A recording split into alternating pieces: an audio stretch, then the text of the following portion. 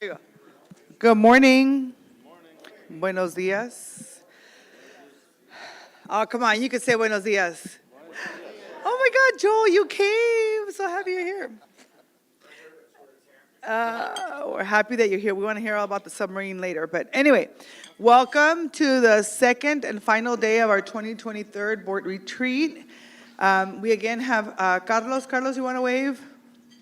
He's here to provide interpretation for all of us. If anyone's interested in grabbing a headphone set, please go ahead and see him. And then this morning, I'm super excited to welcome Chairman John Chrisman of the Viejas Band of Cumbia Indians here with us this morning. We are so excited that he's here. We've really appreciated the hospitality, and it has been wonderful. And the dinner yesterday was also really, really good. Although he just told me that they do have chilaquiles around the corner, so next time we're going to order chilaquiles. But it's really important for me that we, acknowledge that we live and work in a traditional, ancestral, and unceded land of tribal nations. And so I'm really pleased that the chairman is here with us this morning to say a couple of words. So I'm going to turn it over to him. Thank you. Good morning.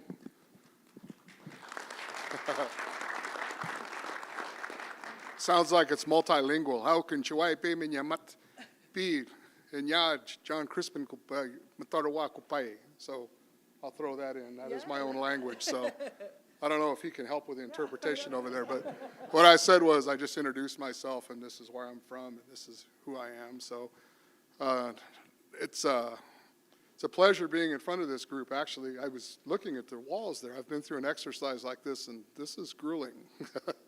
Having been through this, you guys are really, really grinding this out. So I'm impressed, actually, to sit through this and to have done this. I would sit on a number of boards, and we do this, and we don't always walk out of here liking each other. But so welcome to Viejas. I hope all of you enjoy yourselves here. I wish she was informing me that you're to confined budget, so chilaquiles wasn't on the menu here. So, but thank all of you for being here. Welcome. Enjoy yourselves. There is another menu down in Barron Long, so you can expand your horizons there.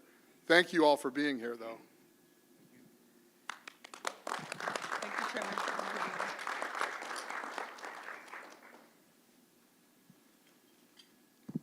All right, we're going to go ahead and start with non-agenda public and member comments. Andre, do we have any public comments?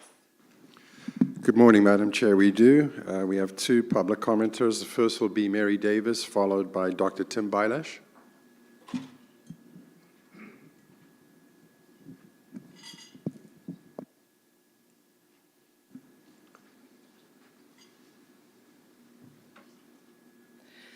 Good morning, Board of Directors and staff. Mary Davis here.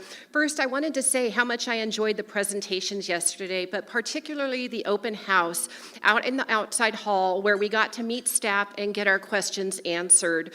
That was particularly valuable to me, so I appreciate the great setup and friendliness of all your staff members in that outreach effort.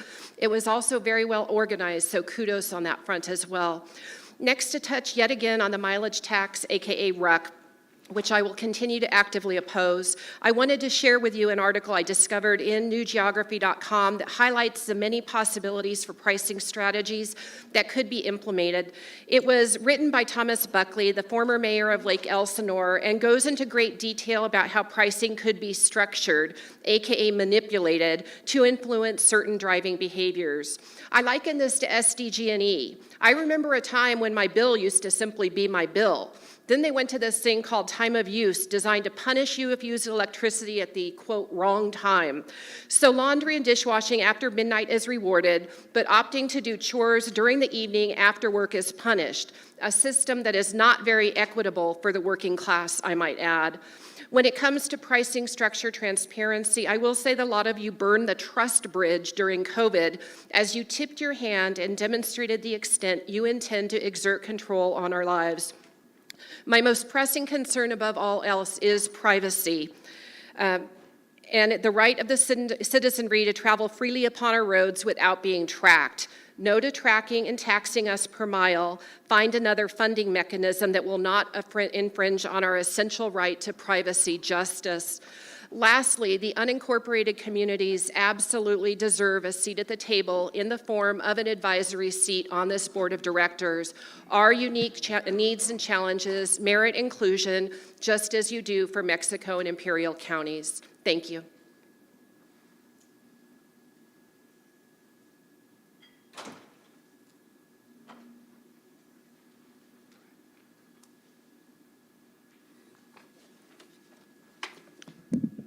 Good morning, board and visitors and members of staff. I want to thank the staff particularly. They always seem to make the venue and the agendas fit the purpose. And I love SANDAG because they get things done, so thank you.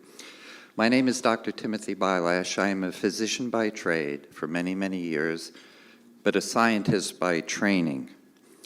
I'm also the middle child of a very large family, which means I'm a mediator, and I don't like conflict. So where I see it or see problems, we kind of get drawn there because you get it from the top down, you get it from the bottom up in the middle child, you might as well deal with it while you can. I have some headlines from some science articles I'd like to just present to the board to think about. I am not an engineer. My training is in physics, chemistry, mathematics, and medicine. I practiced as an obstetrician gynecologist for many years. But I want to also give some insights. I heard a talk by Naomi Oreska, who was provost of Sixth College some years ago, about 12 years, when she was talking about climate change. I believe she's a historian. And at that time, she produced the idea that we had 5 years to fix the problem. So the climate is broken. We're way past that. It's all about mitigation. From Science Magazine and Nature, I read, degrowth, D-E-G-R-O-W-T-H, can work, and here's how science can help. These are recent. Ambitious bill leads to 40% cut in emissions, going net zero for cement and steel. I had offered this to the board. They're sent by email. If people are interested and I'm available, I'm going up to Moore Park tomorrow because I'm interested in small sustainable farming, and they have a 200-acre farm where last year 60% of their water was used from their own land. I'm eager to have discussions with anybody, and thank you for taking my comments again.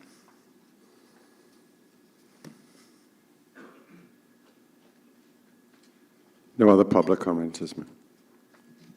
All right. Any non-agenda member comments? All right, seeing that, none, I'm going to go ahead and turn it over to Becca.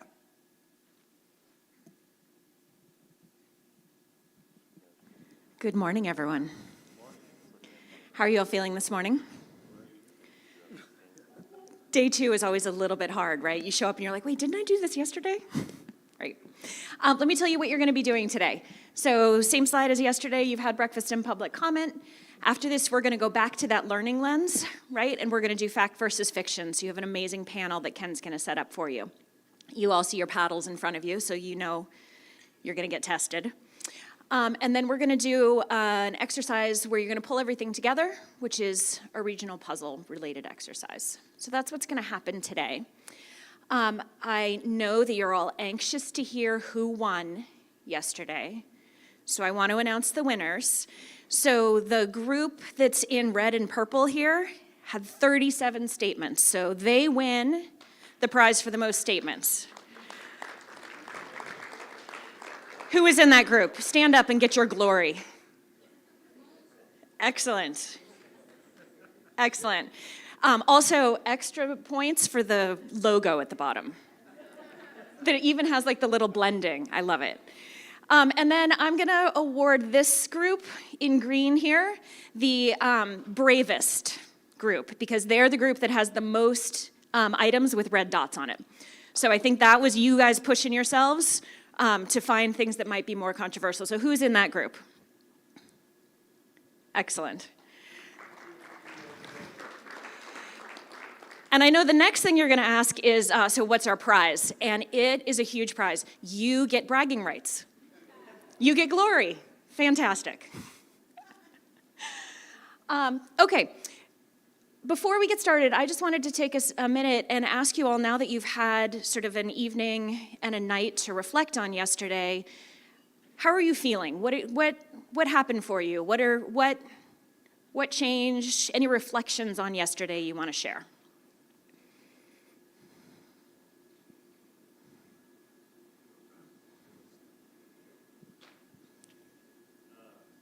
Do you have a microphone?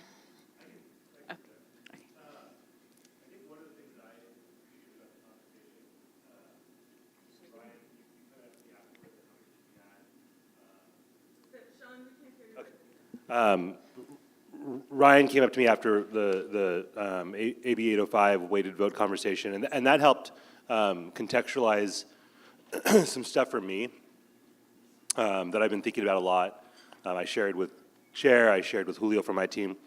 In the city of San Diego, we sometimes use shorthand language for a variety of topics, including kind of where our equitable impact needs to be focused. In the city of San Diego, we often say north and south of the 8 is a dividing line, with north of the 8 having an abundance of resources and the south of 8 being much older, marginalized, redline communities that need a lot more support.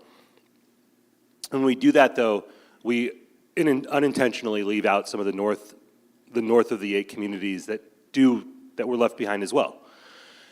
And without making it clear that we're not intending to leave them out, there's no reason to believe that for those folks who live there, that they're not being excluded. And so I was recognizing the way that in our conversations here at SANDAG, when we are talking about the kind of southern part of San Diego that is disproportionately needing of resources, it can sound like we don't care about the parts of Oceanside or Vista or San Marcos that have community, and I know every city has those pockets, that have communities that have been left behind and need additional investment. So I just wanted to say I appreciated Ryan having that conversation with me. It gave me an opportunity to realize that we just need to be more precise. I need to be more precise and intentional with my language, because that's certainly not the intent. Any part of this county that has folks who are left behind, especially for structural reasons, completely outside of the individual community members who live there, I am interested in helping make their life better. And so, again, I appreciated Ryan coming up to me. The conversations yesterday gave me an opportunity to process that, and I'll try to be better about the language that I use to make sure it's more inclusive of the other areas of San Diego, East County, North County, that also need support. Great, thank you. Other reflections? Good morning, everyone. Raquel Vasquez here, member of the winning group. I just wanted to put that out there. There you go, bragging rights in action. Right. What I want to share today is from the heart. What I appreciate so much about being here yesterday is the opportunity to have conversations outside of the business that we do when we meet in SANDAG. I had the opportunity to get to know some folks and have conversations I would have never, ever had before. But also with the exercise, sitting at a table, knowing that we may all have different points of view, and with the yes, no, or maybe, working towards an area of agreement had so much value. And then listening, because there was two sides to that. It was putting your ideas out there and then listening to other people to try and craft statements that we all could agree upon. But also, during our dinner, we had the opportunity to pull out of our hat quotes that kind of speak to our hearts. And I don't know if everyone was there last night, but I will share, again, the quote that I mentioned last night, and it was, "Change is inevitable. Change will always happen, but you have to apply direction to change, and that's when it's progress." And that's Doug Baldwin. So in this moment, I just want to say thank you to SANDAG, but also thank you to SANDAG staff for bringing us together and putting together a very thoughtful process to get us to collaborate. Thank you. So first, I want to thank our chair for running a really terrific meeting. Thank you very much, Nora.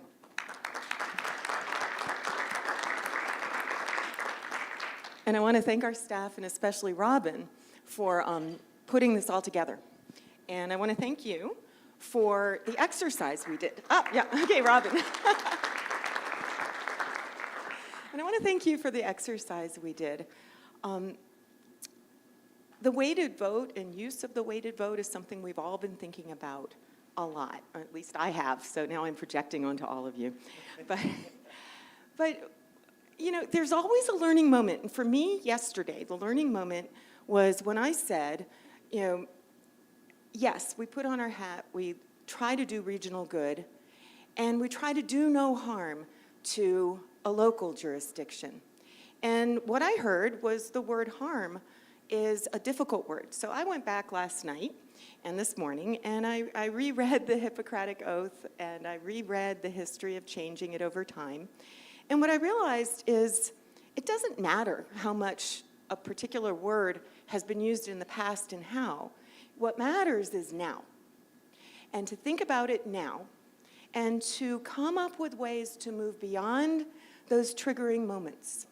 So some of the synonyms that I would offer would be deleterious, negative consequences, negative impacts. And what happened was, after lengthy discussion, our attorney, Mr. Kirk, said, well, how about while mitigating for negative impacts, which really resonates with what we do when we're planning. We mitigate, we look to see what are the problems. And then I thought a lot about being a surgeon. You cut somebody open, you fix what's there, and then they need to heal.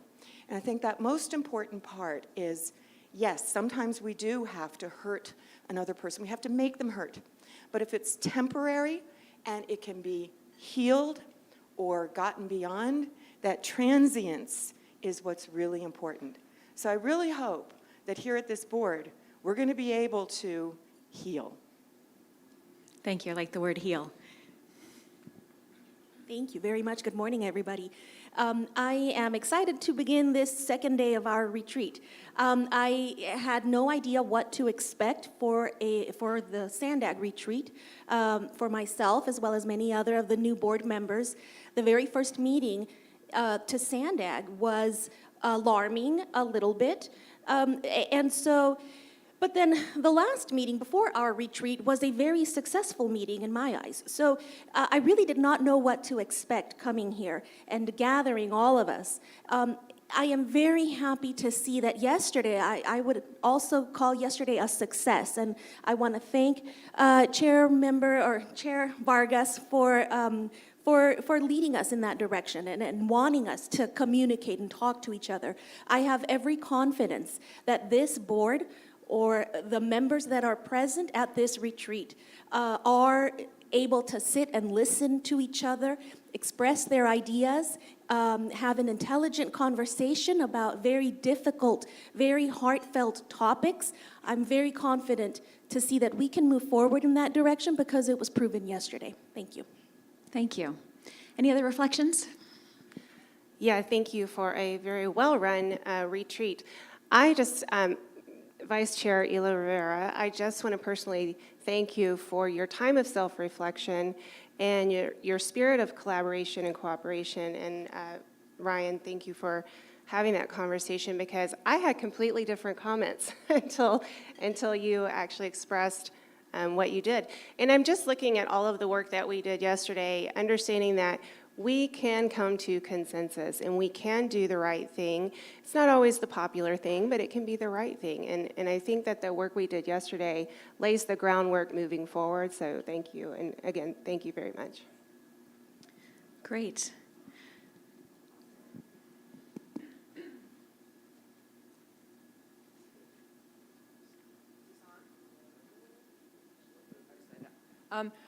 As someone who's been to, I think, 10 retreats, This has really been the most effective, and the exercises really dug deep and spoke to what the work it is that we're doing, but kind of from the base, the foundation, and up.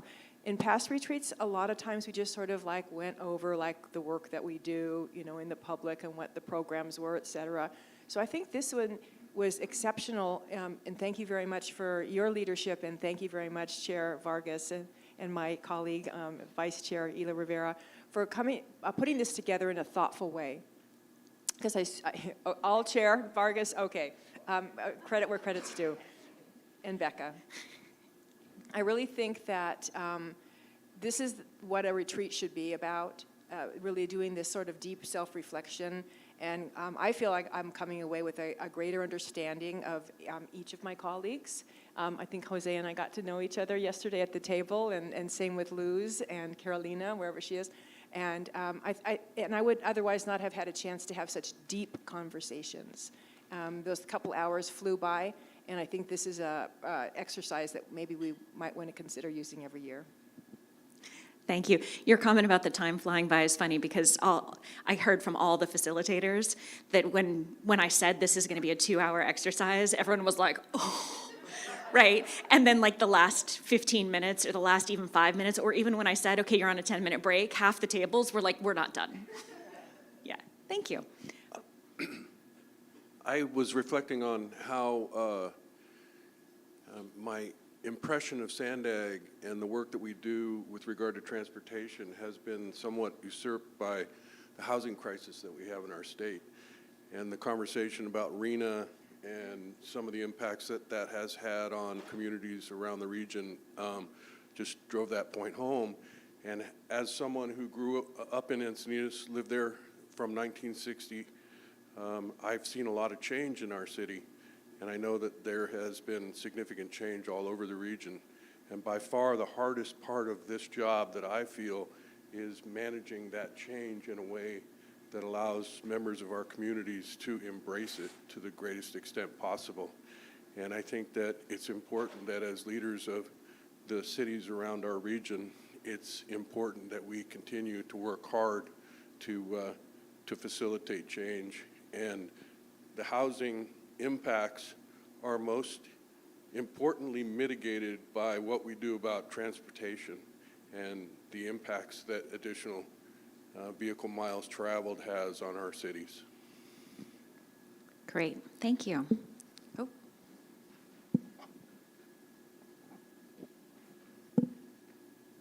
Are we on? Okay. It's interesting. I agree with Lisa. I've been here probably close to 15 of these. And they are, in the past, have been very superficial with the moments of, understanding. This exercise, to me, yesterday was, and I think I said it in our group, what we were discussing in our groups, whether you came up with what's on this wall over here or on that wall over there, what we were doing in those groups was really what we should be doing at the board of directors table.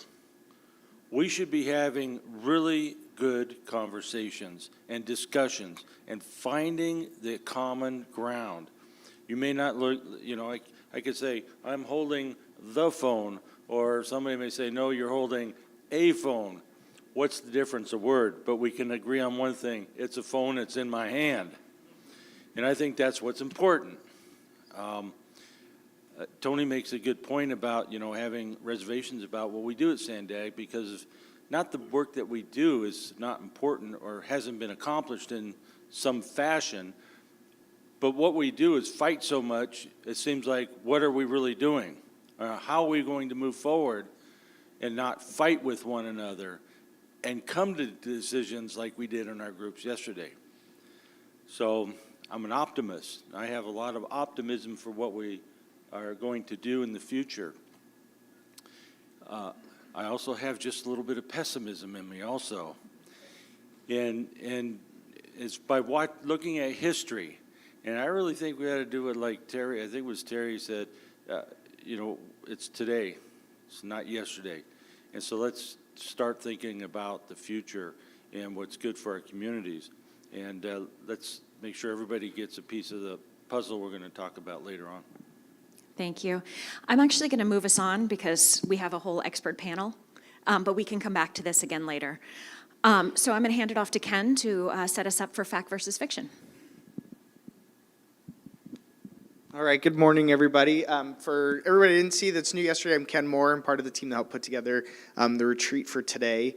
I'm just so impressed by all the hard work that went into yesterday, and I know yesterday was a long day. I was here with you from start to finish. And today we're going to have a lot more fun. We're going to have a little more fun, a little more lighthearted, but get into some of the information that we want to cover as a board. So I think it's fair and safe to say that the work that SANDAG does is complicated. And from the regional plan to priority projects, it's complicated. There's a lot of facts, there's questions, there's things that are said. And I think when I read and I walked around the room last night during the gallery walk, I saw that on several of the boards, it's important for the board to provide accurate information to the public. We heard that in the survey that was done before the retreat. I know we talked about it yesterday and making sure that we have the information. We had staff out there to share information with you guys. Jack Fisher from Imperial Beach was in my group, and he said, you know, we need to make sure that we're also communicating these out to our communities and our people of all the great things happening.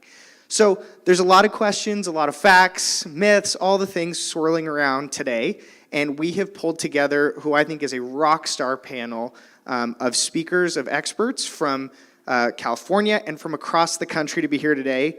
But before we do that, I want to give a shout out to the team behind the computers, because when I told them we were going to do this on Zoom and have to stream it and put it on there, they jumped in. So we can give them a round of applause for jumping in and making that happen today and having everybody on screen with no problems, knock on wood. So first and foremost, I want to introduce our speakers, and then we'll jump in and I'll explain the game Fact or Fiction that we'll be playing. So first we have Tanisha Taylor, if you want to wave, Tanisha. Tanisha is the Chief Deputy Director of the California Transportation Committee. Her work in transportation affects everything from air quality to sustainable housing standards. And for 15 years, I think it's safe to say that she has positively shaped communities in California. Next up, we have Liz Klebaner. Did I pronounce that correct, Liz? Perfect. And she is a partner at Nossman. Liz advises private and public agency clients on a variety of complex land use and environmental matters, including the California Environmental Quality Act, CEQA, and also federal and state environmental regulatory compliance and other issues. So thank you, Liz. I'd also like to introduce Jeannie Ward-Waller, who is the Deputy Director of Planning and Modal Programs at Caltrans. She oversees the divisions of aeronautics, local assistance, transportation planning, rail and mass transportation, and research, innovation, and system information. Thank you, Jeannie, for being here. I'd also like to invite our friend from Texas, Craig Raburn, who is the Transportation MPO Director for the Houston-Galveston Area Council. As a Transportation Director for SANDAG's peer agency in the Houston-Galveston area, Craig leads transportation planning efforts for the 8-county Houston-Galveston metropolitan planning area. He leads the establishment of future investment priorities and projects that support sustainable growth, increased safety and mobility, enhanced economic vitality, and a superior quality of life. We may have to get into a little bit of battle who has a better quality of life, San Diego or Houston-Galveston area. And then I'd also like to introduce Tyler Duvall, who is the co-founder and CEO of Cavnu. Leading the helm of this technology company, Tyler and his team are developing and integrating technologies that will power the world's most technologically advanced and connected roads. Thank you, Tyler. And lastly, I would like to introduce, two more. Jason Waldron, who is the Transportation Director for Kansas City, Missouri. Jason leads the city's transportation division and has been vital to the city's KC streetcar Main Street expansion, multimodal transportation initiatives, the Vision Zero Task Force as well. And in 2019, a little known fact, Kansas City actually launched the highly successful Zero Fare Transit program, making them the first city in the United States to provide free public transit citywide.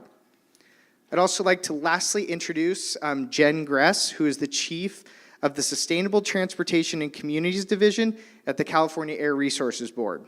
Jen is focused on promoting policies that provide a range of affordable housing and transportation options that reduce vehicle miles traveled and accelerate the transition to a zero-emission future. Thank you, Jen.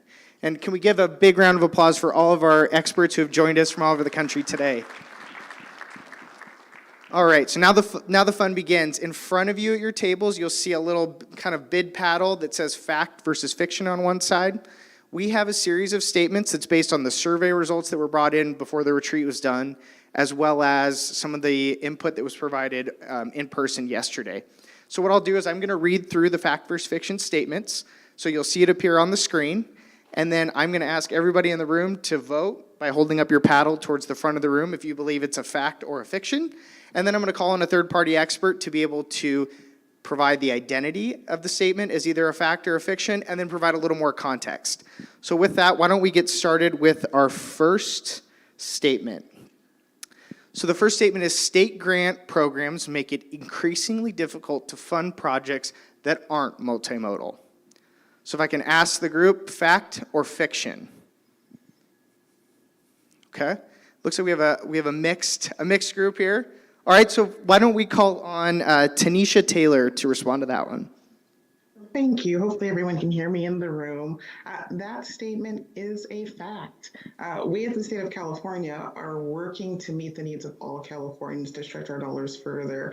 And we're making it increasingly challenging and more difficult, but not truly difficult, but more multimodal, meaning we want to stretch our dollars further to achieve to meet the needs of people who need to walk, people who need to take transit, people who need to use the roads, our goods movement system, and all of the things that we are all trying to do so that when we talk about our economic equity safety goals, we are using our dollars to meet all of those goals and not just focusing on one mode versus another mode, so we're not leaving any Californians out of the discussion.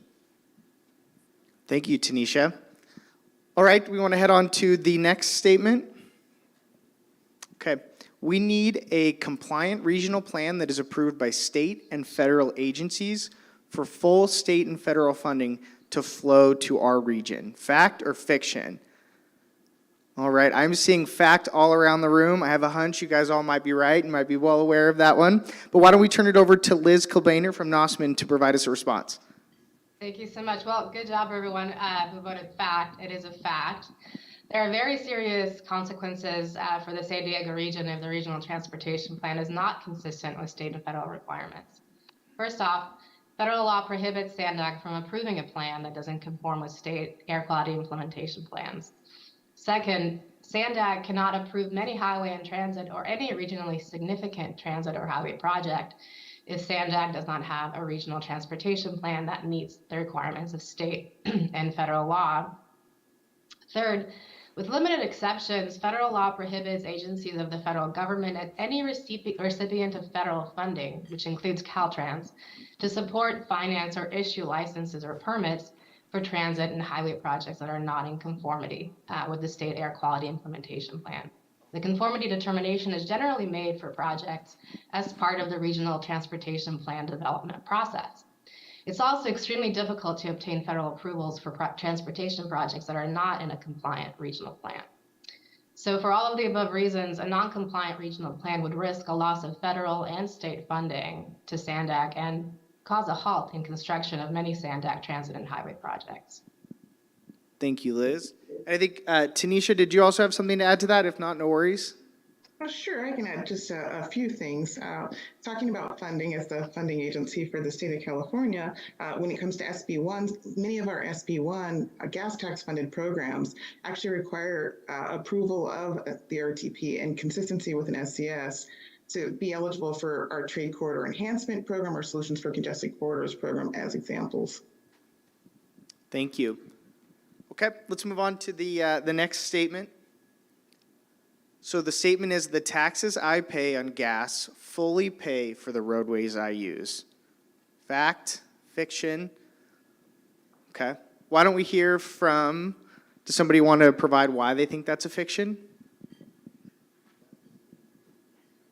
Do I have somebody? Oh, sorry. All the way in the front. Katie, here you go.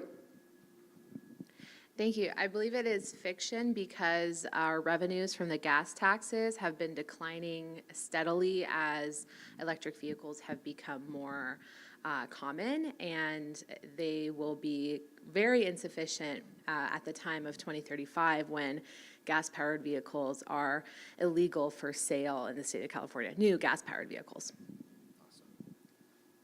Thank you. Anybody else want to add, or did Katie cover it back here?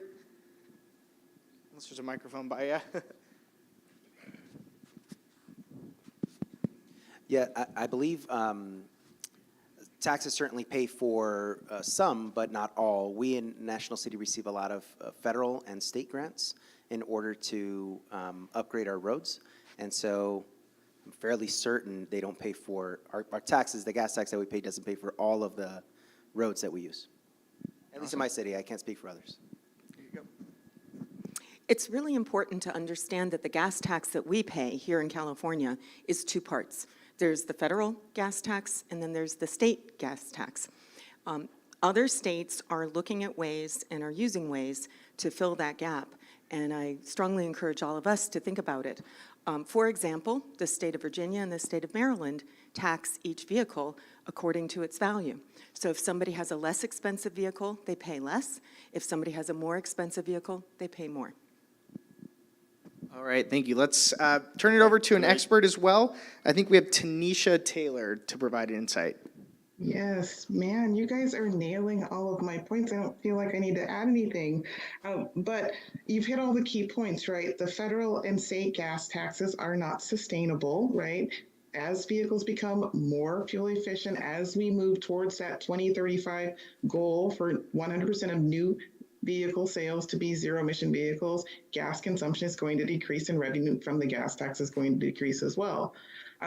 That's a really important point because as we start to think about the suite of funding sources that we need, you guys have already hit on it, right? Federal, state, local, regional taxes in some cases are all going to be important to how we continue to maintain and keep our focus on a fix-it-first approach to the system, consistent with SB1 and all of our goals.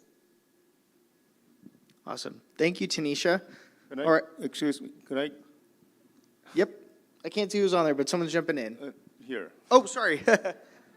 If I can add a bit, since I've been studying this for quite some time. Historically, California has had a very low amount raised by taxes or from users for maintaining and building its road system. It's one of the lowest in the country if you count about 10 years ago. After SB1 was passed, we finally got up to about 50% cost recovery. And some would say that even that is very low because there are other funds that come to help pay for our road system. Those funds come from general fund and other sources which could pay for schools, hospitals, and other facilities. So drivers really, I've said this before, drivers are the ones on welfare, not the ones using public transit, if you really look at who's paying for what. So I think that's a point that's important, that drivers have a long ways to go to pay their own way or even come close to that. And that's by history. And as we talk about equity, I think it's important to remember we need to look at the history of funding from the past. It's not going forward from here. We want to be equitable. We want to look at equity from a larger perspective. So non-drivers, people that don't use the roadway, have been paying for roads for a long, long time. Thank you, Jack. All right, let's head on to the next statement. So the statement is, inequities of the past are relevant to how we invest in the future. Fact, fiction? So we got fact across the room. Does anybody want to provide why they think it's a fact? Anybody? No hands raised? Okay. All right, well, let us go over to our expert then. Oh, do we have one? Sorry, I couldn't see you. Go ahead.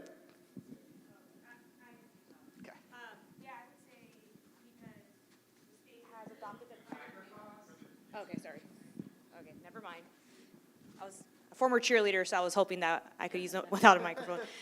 Because we have the Climate Action Plan for Transportation Infrastructure, Adopt CAPTI, and that outlines health, equity, and that's considering the inequities of the past and how we're going to go in the future. Thank you. And Okay. I would add that you can follow the Interstate 5, for example, that's just one of the interstate highways we have through our region.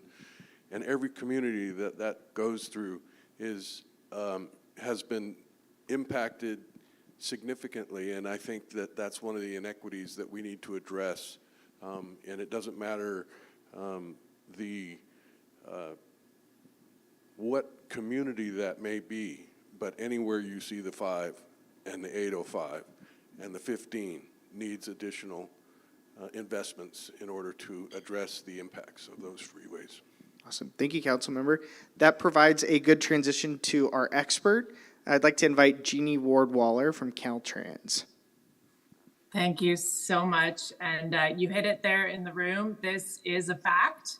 The inequities certainly are relevant, and that last speaker, hit it home really well. Our transportation system, our highway system specifically, but also our railroads, were built in a way that really did divide and displace many communities, and we're still facing the legacy of those burdens today.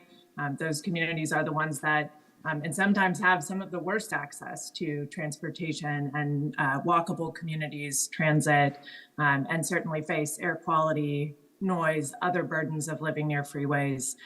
So in the transportation sector, I think at all levels, up to the federal government, down to certainly state, regional, local governments, we're really embracing our responsibility to try to address these inequities, reconnect communities in a lot of cases that have been divided. And there's programs both at the federal and state level. We're really actively involved at Caltrans and excited about reconnecting communities and trying to undo some of that legacy. Thank you. Thank you, Jeannie. All right, let's head on to the next statement. The statement is, we shouldn't invest in transit because nobody rides it. I've seen some fictions pop up. Does anybody want to explain why they think it's a fiction? Anybody? No? Okay. All right, well, let's ask an expert here. So I'm going to invite Jason Waldron from the city of Kansas City. Yeah, good afternoon, everybody. Thanks for having me. Yeah, this statement is fiction. First and foremost, here in the Midwest, we're very car-centric, as you would guess. But the reality is there's two groups of people, some that have no other choice but to ride transit for whatever reason, whether it be socioeconomic or other decisions. And then those who choose to ride transit. So, yeah, definitely fiction. But it is important that we do create that experience, that positive experience, whether it's a better quality, whether it's quicker, whether it's more affordable. And then for here in Kansas City, one way we've been able to address some of those points is although we own the KC streetcar system, we work very closely with all of our transit providers in making sure that it is efficient, that not every corridor is a car corridor, not every corridor is a transit corridor, not every corridor is a bike ped corridor, but taking a comprehensive approach and deciding which of those corridors have that priority and then communicating it to our stakeholders and our riders. Awesome. Thank you, Jason. Okay, next statement. Before sorry. you move on, I just Go want to ahead. make sure that I remind everybody on that other statement that investing in transit really can make a difference, public transportation. And I keep saying this, but I want to make sure that all of you take credit for this. We had 5 million riders as of a week or two who are young people under 18. And in some cases, it doubled some of the months to 100 and how much, Rosa? 120? 124%. So if anybody tells you that young people will not use public transportation, if we provide them, we break down the barriers and we give them access, they will. So that's my pitch, just a reminder. Awesome. Thank you. You did remind me that, it's a very sarcastic approach to this comment, but, sometimes we get the comments you see on the screen when they see an empty bus or they see an empty streetcar. Not unfortunately, but oddly enough, we don't have those same conversations when we see a sidewalk with no one on it, or a roadway with no one on it, or a trail with no one on it. So a little bit of a double standard for sure. Thank you, and I would like to also add to that that I had the experience of going away to college. I was in Rhode Island, I was also in DC, and also for law school in San Francisco. I never needed a car, and of course, it was so easy to get on the transit in Rhode Island, in DC, and this is before the subway, okay? And especially in San Francisco. I mean, I had a car, I ended up getting rid of it because it's just nowhere to park it, but it was so darn easy. And so as a younger person at the time, I preferred public transit, living in those cities. My nephew at 21, 22, was not really in a hurry to learn how to drive. And he was taking the Sprinter and you know, car sharing, trip sharing. And so for me, it's about making it available, making it affordable, and making it as an alternative that you would want to do as in those cities. And we have to do it in North County. We have to do a better job because we do have places in Oceanside, for example, where we have several neighborhoods that are low income, and the kids definitely rely on public transit. Thank you. We got Jack first, and then we'll come to you. I just wanted to point out a study that UCLA School of Transportation did on why more people were not using their newer transit systems that the LA Basin was trying to build. And the final conclusion was that they were not attracting as many users because more subsidy was going to drivers. Everything free, from free parking to other subsidies that the government is putting into the road system for drivers as opposed to the transit users. So they felt that, you know, if we reduce the subsidies going to drivers, we probably get more people using transit. You know, to me, when I think about it, it's the most important thing we should do is try to remember that it's all interconnected, right? And try to work to find the fine balance, like the gentleman from Kansas City was talking about. We have, you know, when we have a passion for a certain project or a certain type of transportation, sometimes, you know, tunnel vision and narrow-mindedness can develop. You know, for instance, we need to think broader.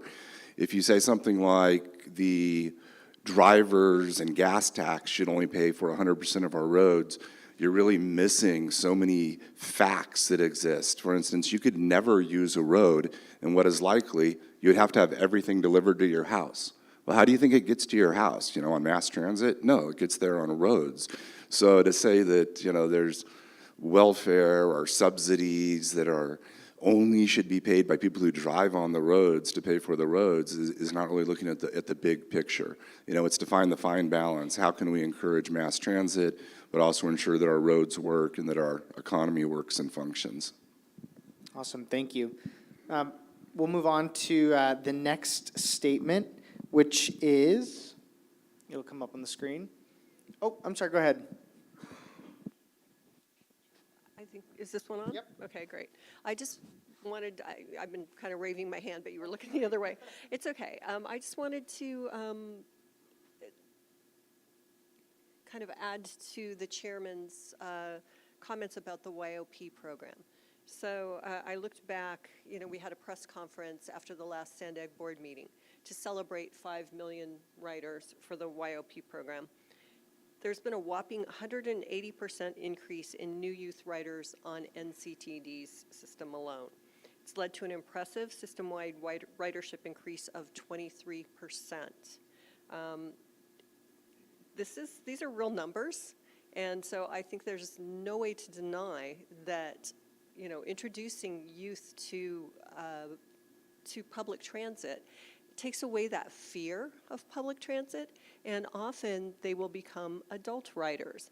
As Mayor Sanchez mentioned, you know, I grew up riding the bus. I had no problem riding the bus to go to college, and then as an adult riding a train or subway to go to work. So I think that there's a lot of fear with adults who never rode transit about transit, and we have to defeat that fear. Thanks. Awesome. Thank you. Okay. Any other comments before we move on to the next one? Make sure I didn't miss anybody.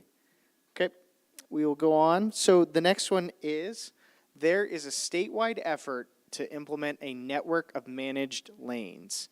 Fact, fiction, comments, anybody? Do you have ideas? Want to share? No? Okay. Why don't I ask our third-party expert, Jen Gress from CARB. I think I was going to take this one. Sorry, go ahead. Sorry. Jeannie Wardwell from Caltrans. Yeah, I couldn't see whether there were fact or fiction statements in the room, but this one is a fact.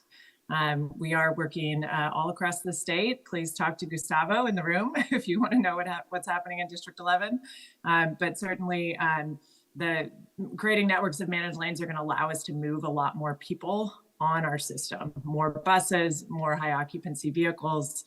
It's going to just allow us to have a more effective state highway system. So absolutely, there is an effort to implement more managed lanes and also to use technology and pricing as strategies to really help operate and manage the system most effectively. And there in the San Diego region, you have a good example, I-15 express lanes. So look out for more of that in the future. It really is how we do more with the system that we have today. Thank you, Jeannie, and sorry for skipping you over. No worries. Okay. Any other comments, questions on that before we move on to the next statement? Okay. Next statement is, with just electric vehicles, we can meet our state air quality targets. Fact or fiction? Okay, I've seen mostly fiction, almost all fiction around the room. Anybody want to explain why they think it's fiction? No? Okay. Now we will go to Jen Gress with CARB to respond to this one. Good morning. You are right. It's fiction. So the 2022 scoping plan update, which the CARB board just adopted in December and represents an administration-wide plan to reduce greenhouse gas emissions. That plan illustrates that despite cleaner vehicles and low carbon fuels, and that plan reflected both our current regulations, but also the ones that we're planning for light duty and heavy duty vehicles. But that path to carbon neutrality by 2045, it depends on reducing per capita VMT. So in other words, zero emission technologies are not enough. And this is for a few reasons. 20 to 30% of light duty vehicles on the road in 2045 will still burn fossil fuels, even with all new car sales being ZEVs by 2035. And we won't have 100% ZEVs on the road until the mid 2050s. But keep in mind that reducing travel isn't just about, or vehicle travel in particular, isn't just about emissions from the tailpipe. It also reduces demand for electricity and the production of fuels used in cars, which have emission implications. And there are big co-benefits to driving less that I want to emphasize. There's less traffic congestion, less roadway infrastructure to build and then also to maintain. There's a reduced need to own a car, which can be expensive. Communities that support walking and biking over driving have public health benefits and increased property values. Compact communities require less energy to power. They conserve natural and working lands that support carbon sequestration. They also provide parks and recreation opportunities. They generate more tax revenue while costing less to maintain over time. And finally, I want to emphasize that there's a lot of polling to indicate that this is really what people want. They prefer walkable communities and they want to drive less. Awesome. Thank you, Jen. Any questions, comments, thoughts on that one? Okay. All right, let's move on to the next one in case I missed somebody. The next statement is, we have to add lanes to get rid of traffic. Fact or fiction? I'm seeing fiction. I'm seeing fact. I'm seeing a little bit of both. Patricia, do you want to share why you think it's a fact? Okay, no worries. Anybody want to share why they think it's a fiction? There's a terrific book by an author of the last name Ball that studies traffic and how traffic jams happen on a highway. And it's all about changing lanes and flow and the density of the cars. If you look down from above on an intersection and you watch the cars going through, what you see is that the light turns green, and the cars, one by one, slowly start. With automated driving, those cars can all start at the same time because they're talking to each other, and you can get a lot more cars through an intersection much more quickly. And we can do the same thing with good traffic engineering. And I will not forget when I talked with Mayor Vasquez about what are Lemon Grove's real problems. And Mayor Vasquez said, it's getting on and off the highways. It's the interchanges. It's the exchanges. So I'd like us to think hard about lanes on the highways for going forward versus ways to get off and on better and getting through our intersections more efficiently. Thank you. Anybody else? Okay, why don't we turn it over to our third-party expert. I'm going to hand it over to Craig Raburn from the Houston-Galveston Area Council. Sure. So, although I think everyone wishes that there could be a simple, easy to explain solution to fixing heavy traffic, this one is a fiction. Sorry, my lights. This is exactly when my lights choose to go out in my office and I disappear. The simple fact is, evidence has shown time and time again that you can't build your way out of traffic. And although you may see short-term benefits from additional capacity, in the long run, those lanes fill up. It's a phenomena that we call induced demand. It's also been branded, maybe 10 years ago, some researchers worked on coming up with a name for it. They called it the fundamental law of traffic congestion. That basically says for every additional unit of capacity that you add, you will add about the same amount of additional travel on that piece of infrastructure. That's something that we in Houston have seen. It's pretty easy if you Google Katy Freeway and do a little bit of flipping through some articles. You'll see that this region made a major investment in a really substantial highway expansion, and it provided a great benefit for about 2 years. And then about 2.5 years later, the traffic flow, the traffic delay was right back where it had been. And so it's just another piece of evidence for how that can be a challenge. And we're looking at some recent, travel demand modeling that we've done for another potential major highway expansion. And this would be a project that would be somewhere in the neighborhood of probably $3.5 to $4 billion.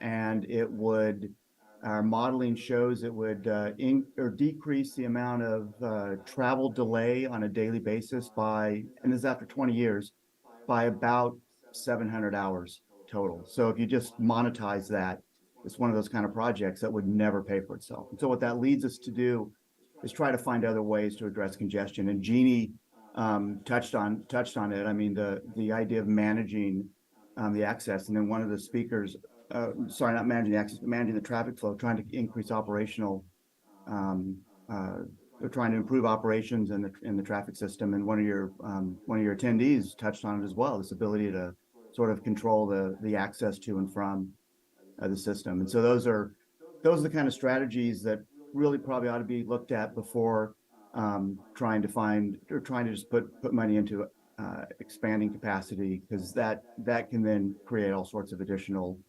problems relating to equity and so on that have been touched on. Thank you, Craig. All right, let's see what our next statement is.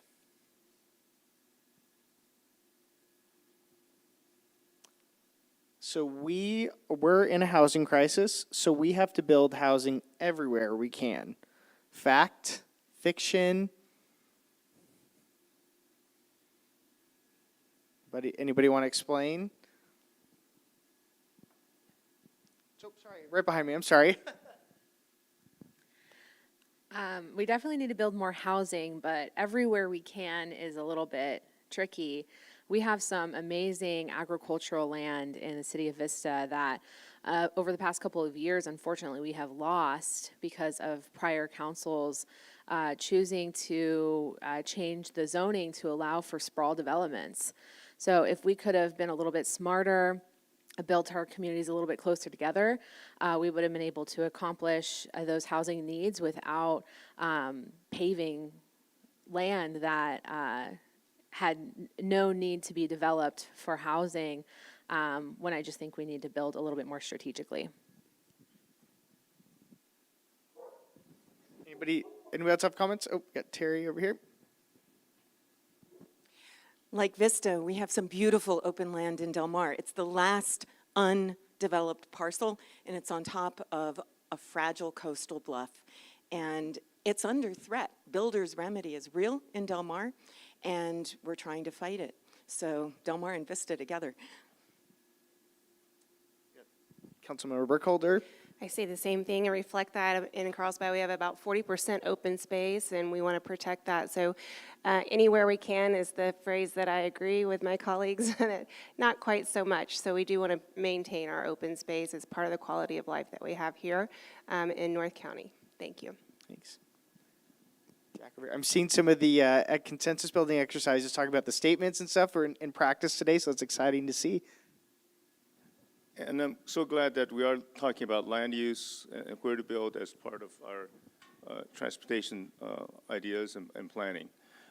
The other issue is cost.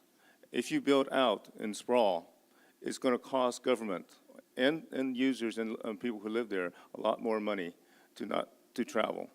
So we really should be looking at how to build smart ways so that we reduce our costs for government and for residents. So I'm not saying this because I have these other lining ideas about saving the forest, but I would just want to make sure that we do think about housing in a smart way, so it really helps the people who live there as well as government costs. Mayor Sanchez. Thank you, and it's also part of trying to reduce our carbon footprint. So bottom line is smart growth, concentrated in, say, the downtown areas, preserve open space, and also to make sure that we're able to provide the services to the residents. It's much more difficult if it's sprawled development, much easier if it's all mostly densified in the downtown areas. Thank you. I'm curious here, is anybody that hasn't spoken up yet? Do they want to weigh in here or weigh in on the next one maybe? Any hands? Okay, why don't we ask our expert then? We will ask Jen Gress from CARB. Wow, you all hit the key points there. It's fiction. We absolutely do need to build more housing. There's no question about it. But where and what type of housing matters for affordability, climate, equity, and resiliency. The most climate-friendly locations are dense and accessible by transit, bicycling, and walking. Studies have shown that households in outer suburbs and exurbs have emissions 2 to 3 times higher as households in denser transit-friendly neighborhoods. And compared to a destination 20 minutes away, more than twice as many people will walk 10 minutes to a destination, and another twice as many will walk 5 minutes. And on affordability, as one of you mentioned, more compact development in infill areas supports reduced housing and transportation costs. You probably all know people who have had to drive till they qualified, as they say. The cost of that extra driving actually makes total housing and transportation costs higher in suburban areas than in urban areas. This is sometimes called transport poverty. And data show that across all income groups, suburban renters spend more on combined transportation and housing than urban renters. And as some of you mentioned, more compact development in infill areas also reduces infrastructure costs for state and local governments due to avoided new roads and other infrastructure and services that are needed, and they can generate higher tax receipts per acre. Infill development also alleviates pressure to develop it on the urban periphery, which is often at risk for wildfire. And the last point I'll make here is that when we talk about VMT reduction, sometimes the focus is on transportation options. We need more transit, we need more carpooling or car sharing, and that's true. But transportation is really only half of the equation when talking about VMT reduction. For alternative modes to work and for more people to use them, you also need greater densities and a mix of land uses that create destinations for people to go to. So as you plan for housing, you have the opportunity to think about how that housing can support a whole range of modes to ensure that those modes are successful and your investment makes sense. Awesome. Thank you, Jen. Okay, let's go on to our next statement. So we have to expand our highways to support goods movement. Fact, fiction? Does anybody want to share why they think it's a fact or a fiction? Maybe somebody who hasn't spoken up yet? Anybody? No? Okay. Did I miss anybody? Nope. So why don't we go to our expert, who is going to be Jeannie Ward-Waller from Caltrans. Hello again. This one is fiction, and I think a lot of these that are so uncomfortable are fiction, so you can tell by the question. There are obviously lots of ways to improve goods movement around our state, and as we've been discussing, I think there's a bit of a theme between the statements that Craig and I have been talking about, but certainly highway expansion doesn't always solve the problems that we intended to solve, and especially if it's for goods movement, but you're allowing free access for other vehicles on those new lanes, you're certainly going to get this induced demand phenomenon and not get the benefit to goods movement that you're really looking for. So while goods movement is really critical for our economy, especially in the border region where you all are, there's lots of ways to increase goods movement. We already talked about technology and managed lanes, but certainly, making sure those the goods movement is zero emission. Operational strategies that make it more efficient, like the work that's happening at the Otay Mesa East Port of Entry, so you can move more containers across the border more efficiently, automating the goods movement options, and certainly things like improvements to our rail line, so we can move more containers to rail and get them off of the highways. So lots of strategies here. Highway expansion is not going to necessarily move the needle as we need it to. Thank you, Jeannie. Okay. Any thoughts or comments on that one from the board? No? Okay. Let's move on to our next statement, which should appear shortly. All right. Tolling always has a negative impact on lower income communities. Fact, fiction? I'm seeing mixed fact and fiction. Does somebody from the fiction side want to say why they think it's a fiction? Might hand the microphone to somebody. Nobody? How about if somebody wants to say why they think it's a fact? No? Oh, go ahead, Councilmember. With a fiction, anytime you use an always, a descriptive word like that, things aren't always, so I always say no on things that have always. No, I think that qualifying word makes it fiction. Thank you. Anybody want to go for the fact one last time? Okay. Let's turn it over to our expert, who is Craig Raburn. Yeah. So this one would also be a fiction as well. That I think you're right. That always kind of is a good indicator for that. But I just note pricing as opposed to adding capacity can be an effective strategy for reducing congestion in the long term, and it can also be implemented in ways that can address equity. So the revenue from pricing tends to be a lot more flexible, and so that revenue can be used to support affordable transportation alternatives like transit. It can be used to pay for the construction, maintenance, operations of managed lanes like Jeannie was talking about. You can provide, you use it to affect the pricing a little bit for certain preferred uses of those managed lanes as well. And then there could be subsidy programs for low income people. So, I would just note different states, I think I'm here because I represent a really huge region that in a lot of ways is similar to San Diego. So, our region has a lot of tolled facilities. But we also have different laws that affect what we can use those for. And so, our toll revenues from newly constructed roads here can only be used for operations, maintenance of the toll facilities, for debt service, and then for construction of new facilities to improve the toll road operations, so expansion of toll roads. But our local agency that operates those toll roads is very interested in addressing the equity issues that potentially arise from toll use. And so they have a revenue sharing program with the primary transit operator for the region.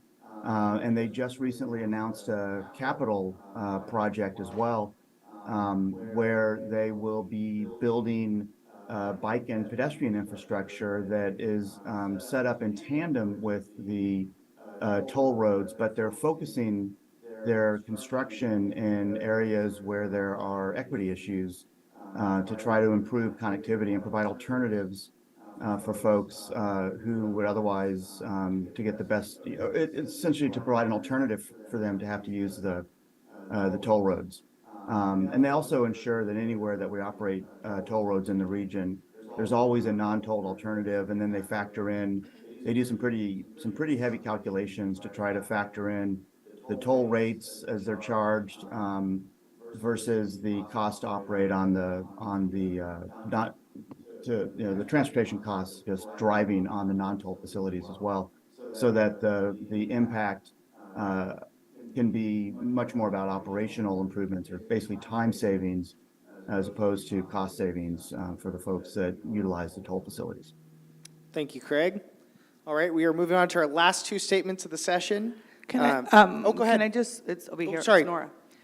I really appreciate those comments. I'm still not convinced. So I would love to actually explore that a little bit more, because I get the piece of, like, I'm promising you that all these investments are going to come back to your community, but it's sort of like these community benefit agreements that we have with homes, right? You're going to pay into this amount, and then the communities are going to be fine, but we know they're not. So I would love us to be able to explore that a little bit more and have a deeper discussion at some other time in sort of these settings, or if people have information that they want to share. So I'm not necessarily saying I want you to convince me. I just want to see where it's actually worked and where we can actually see that it has impacted our communities. I mean, I have the 125 in Bonita, and everybody knows about the 125 in Bonita, and it does impact because it's expensive.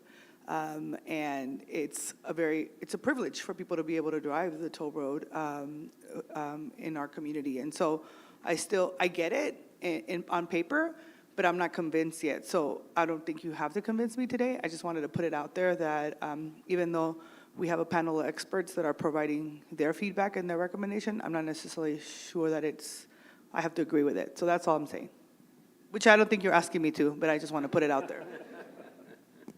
Yeah, and I think the idea for this session too is to get started on concepts that I'm sure any one of our experts would love to come back and provide more and continue the conversation. Thank you. Thanks. Did anybody else have comments on that, or any of the panel want to respond? Okay, let's move on then to our next statement. Transit doesn't work in regions like San Diego. Seen some fast fiction go up. Seen a couple more. Okay. Does anybody want to explain why they think that? Okay. We have one fact. Okay. All right. Well, let's go to our expert. Oh, sorry. Yeah, please do.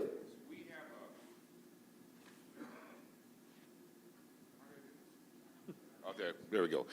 We have 500,000 residents that live in the unincorporated.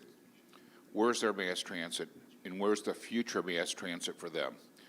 I get the haves have, but there's a whole sixth of our community that has not. And there's no plan for them, they're nowhere at the table, and yet they're being left behind. So it's a fact that there's no mass transit for them.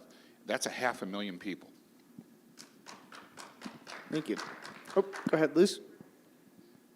Thank Thank you very much. Yes, it is important that we include all of our communities. I think with the availability of more mass transit, it's almost like the always statements, right? Mass transit would help take more folks off of the roads and onto mass transit. It's not the notion that everybody would come off of the roads onto mass transit. And so I believe we could have both, roads and mass transit, in a better balance. Mayor Sanchez, do you have a microphone down there? Go next to.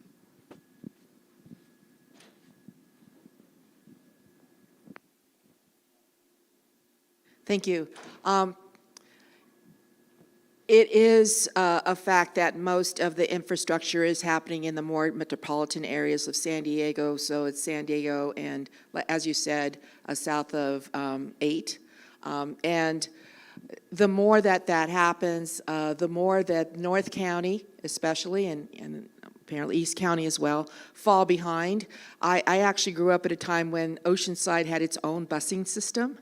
And everything was really close, so everybody, either walked or rode their bikes. I rode my bike around. But at this time, a lot of our youth really need the busing. The schools are no longer doing that. And there is an ongoing, pretty much a demand on our Oceanside Unified School District for busing because there are less and less needs for schools. Some schools are actually closing down, and so kids are having to go farther to walk, can't walk, so they need that busing. So yes, we do have kind of an inequity that's happening, and so as the state is talking about having $100 billion and how are we going to do this in terms of putting the funds in the most needed areas, we can't forget, we can't leave behind places like North County. Just falling farther and farther behind means our carbon footprint gets bigger and bigger. Thanks. Thank you. Councilmember. If I may just add, if you were to go 5 miles from here, there's 19,000 people that live in Alpine. How many of your cities are fewer than 50,000? And yet this population has nothing. I'm sorry, we can do better. I'm not saying it's impossible, but everybody has to have a seat at the table. And as long as people are being forgotten and left behind, we don't have a good system. And just think, it's beautiful out here. They have schools. We now have a grocery store. It's a lot of possibility, and yet this community is being left behind with 19,000 people. I live down the street, so it's very personal. I think the system works for those who are in the area where it can work, but we need to get out of this mindset of buses and trolleys and trains. There are many different options. So we talk about mass transit. It's not taking the masses and sticking them on existing structures. It's what works for the majority of us. And so there are different transit options, and we discussed that yesterday at our little breakout room. It can be anything. Anything that gets you from A to B can be part of a public transportation agency. Thank you. So, well, excuse me. So I agree that we shouldn't be leaving anyone out. And I think there are solutions for the rural areas with regards to transportation options, and I hope we pursue them further. I think the other thought I have is that if we do build the modern transit system that we should have had, have we started 30 years ago, and we could have a high-speed commuter rail like it's envisioned in the current RTP, if that was in place now and it served communities like El Cajon, people in Alpine, people here in Descanso, if they're going to work downtown, they would drive to El Cajon, get on the high-speed commuter rail, and get to work in a very short order of time, rather than being congestion from Interstate 8 from El Cajon on. They could be in transit. So it can serve those populations. Further, we don't have a very good transit system. If we have only 4% mode share, I've said before that you really can't say we have any kind of real transit system to base. But transit can provide us. We really should be looking at other communities throughout the world that had invested 20, 30 years ago and see where they are now and what the potential of transit is. We only have 2 lines in our trolley system that are really designed for transit. The rest of our trolley system is for freight. Then we converted it. And to me, there's a huge inequity there as well. The 2 lines that are built for people, trolley lines, are in the wealthiest parts of our community.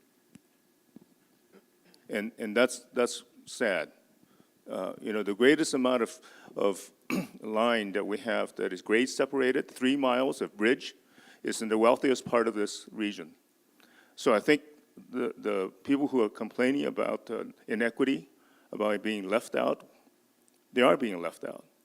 South County has been asking for grade separation for decades, and they can't even get 1 mile or half mile, quarter mile of grade separation, and we built 3 miles of it in North County. Great. Midcoast Trolley is great, but let's see where we had put our funding at.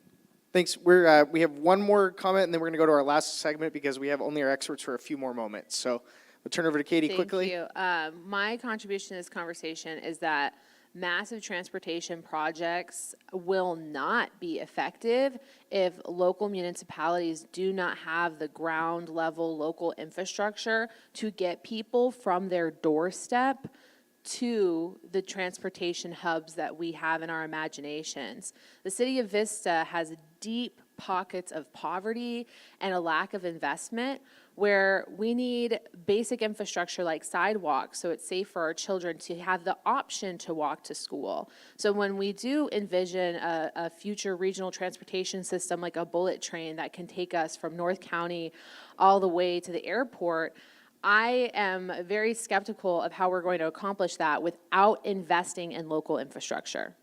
Thank you, Katie. So we only have them for just a few more moments, our experts on the screen, so I'm going to jump to the next statement. If I can have that up on the screen.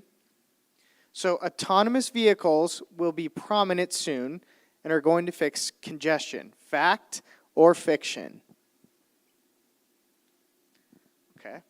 Why don't we turn it over to our last expert in the interest of time, who we haven't heard from yet, who's Tyler Duvall from CAVNU.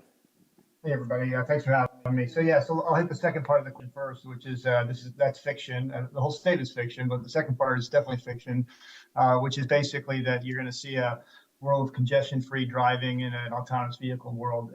The reality is there's 2 counter forces associated with autonomous vehicles. One is a significant reduction in per mile cost of driving. A lot of these are going to be EVs, a huge overlap between electric vehicles and autonomous vehicles. So the per mile cost of driving are going to come down. Hopefully these vehicles will be safer, more reliable. Insurance costs will come down. These are obviously all great things for society.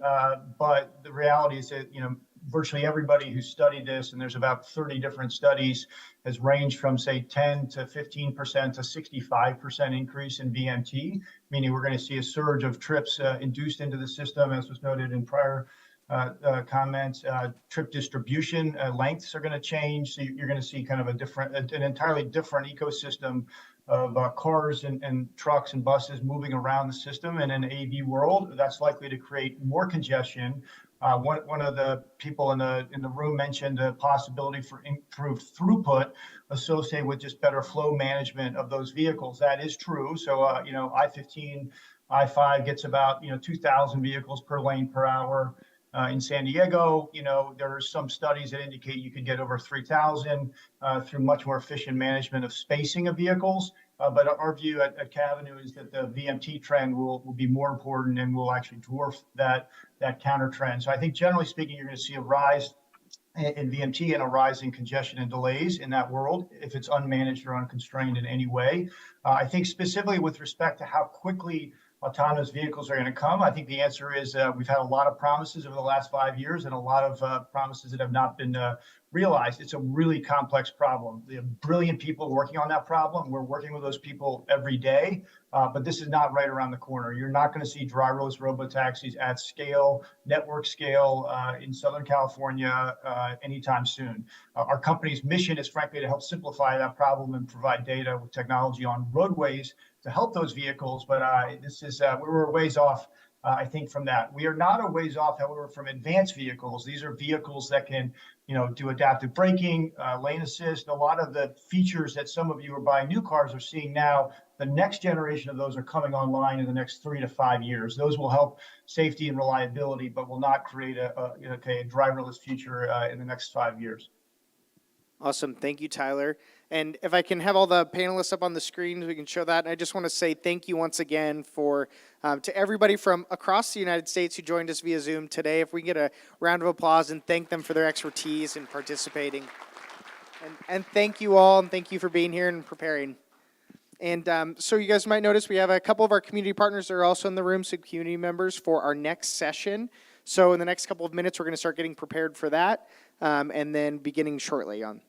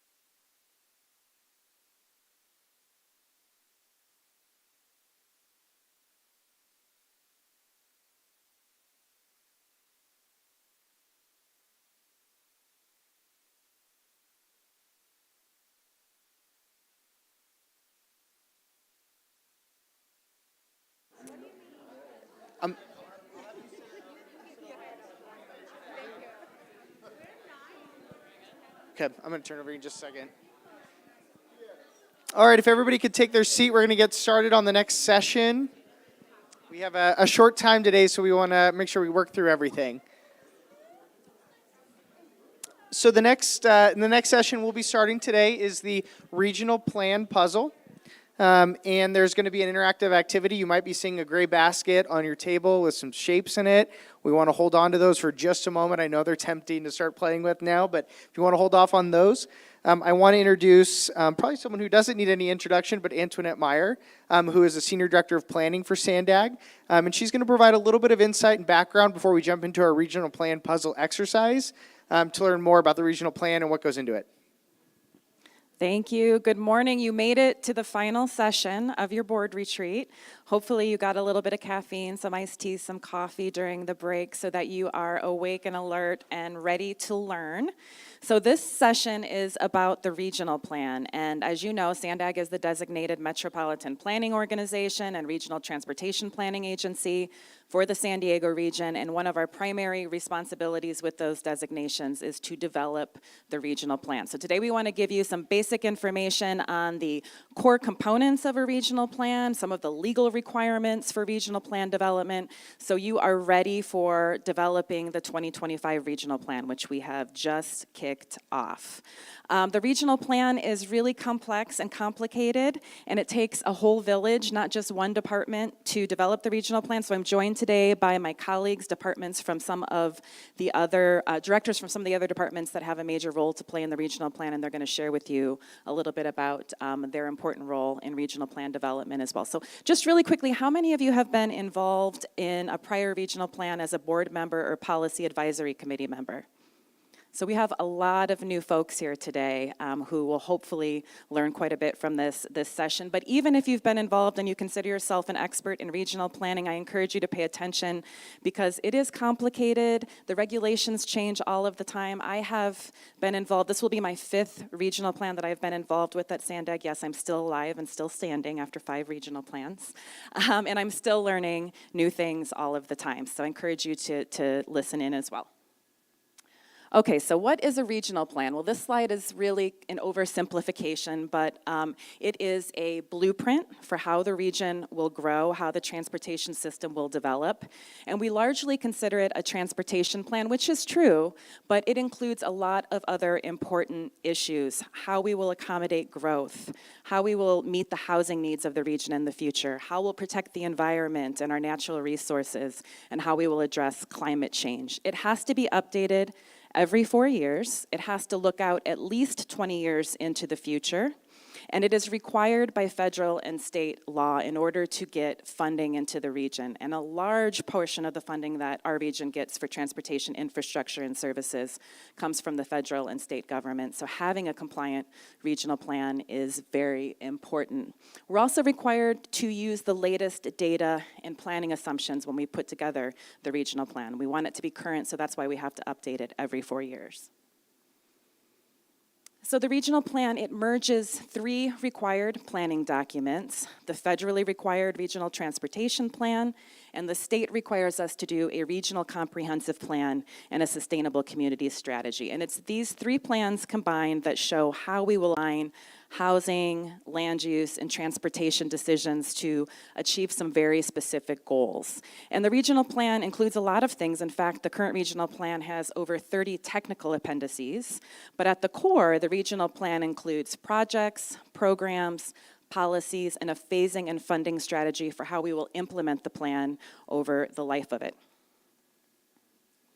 There are a lot of requirements and guidelines that we have to follow when developing a plan. This slide highlights some of the major federal requirements that we need to comply with. So the Title VI of the Civil Rights Act and various executive orders on environmental justice really ensure that we meet the needs of everyone in the region and that we consider public health and the environment, particularly in those communities who have been disadvantaged by pollution and air quality. The Clean Air Act requires us to demonstrate how the projects in our plan won't worsen air quality, won't create new air quality violations or worsen the existing air quality violations. And we have to go through a very extensive analysis and process to demonstrate that we are conforming with air quality standards. At the state level, we have to comply with the California Environmental Quality Act, or CEQA. So we have to develop an environmental impact report for the regional plan. This is a very extensive process, about 18 to 24 months. We have to identify all of the environmental effects that regional plan projects have, and then come up with mitigation and alternative scenarios to address those environmental impacts. But probably the most impactful law related to regional plan development is what's called Senate Bill 375, or the Sustainable Communities Act. This was enacted back in 2008, and among many things, it requires that regional agencies like SANDAG demonstrate how their regional plans will achieve a greenhouse gas emission reduction target, and that target is set by the California Air Resources Board, our CARB. The current target for all of the regions in the state of California is a 19% per capita reduction in greenhouse gases by 2035 from 2005 levels. And this is very difficult to achieve. It's getting harder because 2035 is literally just right around the corner, so it's very difficult to achieve this target. And as you heard earlier from our subject matter experts, we can't take credit for electric vehicles. This is based primarily on vehicle miles traveled. We get to take a small credit for incentives that we offer for things like electric vehicle charging or zero-emission vehicle purchase incentives, but by and large, we have to achieve this target by reducing vehicle miles traveled. This is not a static target. Those of you who have been around for a while may remember back in 2018 when CARB increased our GHG reduction target from 13% to 19%, and this had a major impact on the 2019 regional plan that was under development at the time. We realized we were not going to achieve the target, so the board voted to seek legislative approval to get 2 additional years to go back to the drawing board and develop a regional plan that would meet the target, and that is what became our 2021 regional plan. So we often talk about the regional plan as being a data-driven plan, and it very much is. We use data to not only inform the development of the plan, but to do the required analysis and evaluation and demonstrate that we are meeting the law. So I'm going to invite my colleague, Dr. Cindy Burke, who leads our data science team, to talk a little bit about what is entailed in our data-driven planning process. Thank you, Antoinette. So for those of you who saw the presentation I did on Data 101 at our board meeting last month, we want to be a data-driven agency. And we have been working already for a year on collecting the newest and up-to-date information for the regional plan. What's going to be different in the 2025 plan from 2021 is we have a base year of 2022. Our last base year was 2016. Prior to the pandemic, we didn't have 2020 census data. We know that a lot more people are telecommuting. Behaviors have changed. A lot more people are using food delivery services, Amazon. So we're going to take all that into consideration. We're also working closely with jurisdictions in the region to do our Series 15 forecast. We look out as far as 2060, and we're trying to estimate the number of households, jobs, as well as the population. We know the population's aging. What does that mean for what we need to build as part of this regional plan? We know population might be actually going down for the first time ever. And again, we want to make sure that we're working closely with your staffs to make sure we have the most up-to-date information with your general plans. We're using big data. Yesterday, we shared information about the employment center analysis for your jurisdictions and community characteristics. We're going to be updating that. We're sharing it with the planners now, but it also is something that we want to make sure you have data that's not available elsewhere. Surveys. Big data is great, but it doesn't tell you everything you need to know. So we are doing 6 big surveys, household travel behavior survey, we're doing a telecommute survey, we're doing commercial vehicle surveys to understand, again, those Amazon delivery services. We're looking at parking availability around the region because that's a policy lever people can move. It changes driving behavior, for example, to get the VMT down. Looking at cross-border, and also who's on transit onboard surveys. And then we take all that information and put it into something called the activity-based model. We're on the 3rd version of that, ABM3, and this is just some of the data that's used there. Could you click one more time? Again, travel decisions we make, different types of trips, and then we get output. So we give all that to the planners, and we use it in our analysis. And then the next presenter is, next slide. All right, the next core component of the regional plan is our financial strategy. We are required to develop a revenue-constrained financial strategy for the regional plan that accounts for all of the foreseeable revenues that we see coming into the region over the life of the plan, which is very difficult to do. So I'm going to invite Susan Huntington, who's the director of our budget and finance, to talk about how she works that. It's magic. It's just magic. So what we've heard today is that we absolutely, positively have to have a financially constrained plan. And what that means is that the funds, for all the projects that are in the plan, we need to have reasonably available revenues to support all of the projects and programs in the plan. So I've got 5 bullets here to tell you about what takes about 6 to 9 months to pull together, and it's a very iterative process because, as you know, things change as time goes on. We start with over 3 dozen revenue sources, and we have to go back and we take a look at all the assumptions that we're making about these revenue sources. Will there be growth? Will there be decline in the gas tax? How much is that going to decline? Are the managed lanes going to be open at a certain time? So that's where the revenue is going to start to come in. So each of these different funding sources has a different growth assumption. Most of the funds that you'll see here, local plus the Transnet, that's 59% of the revenue in the plan, comes from local sources. So this includes managed lanes, passenger fares, Transnet, city, and local gas taxes.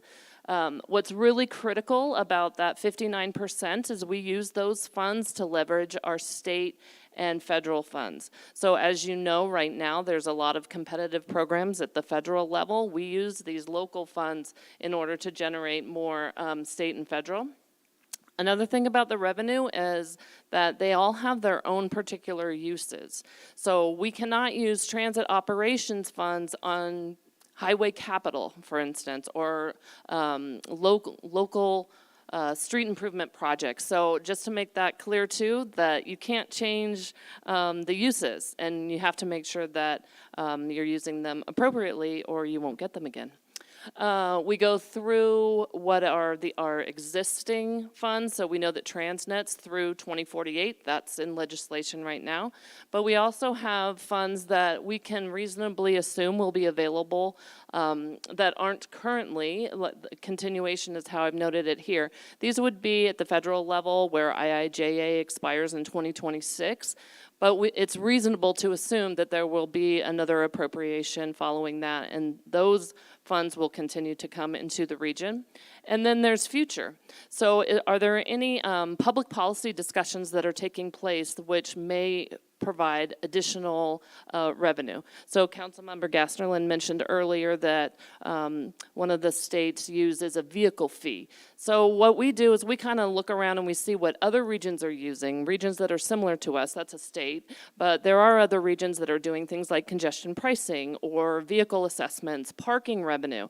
And we look and we think about, well, would this be appropriate for us to use in our region? And then we think about criteria for including those new revenue funds in our plan.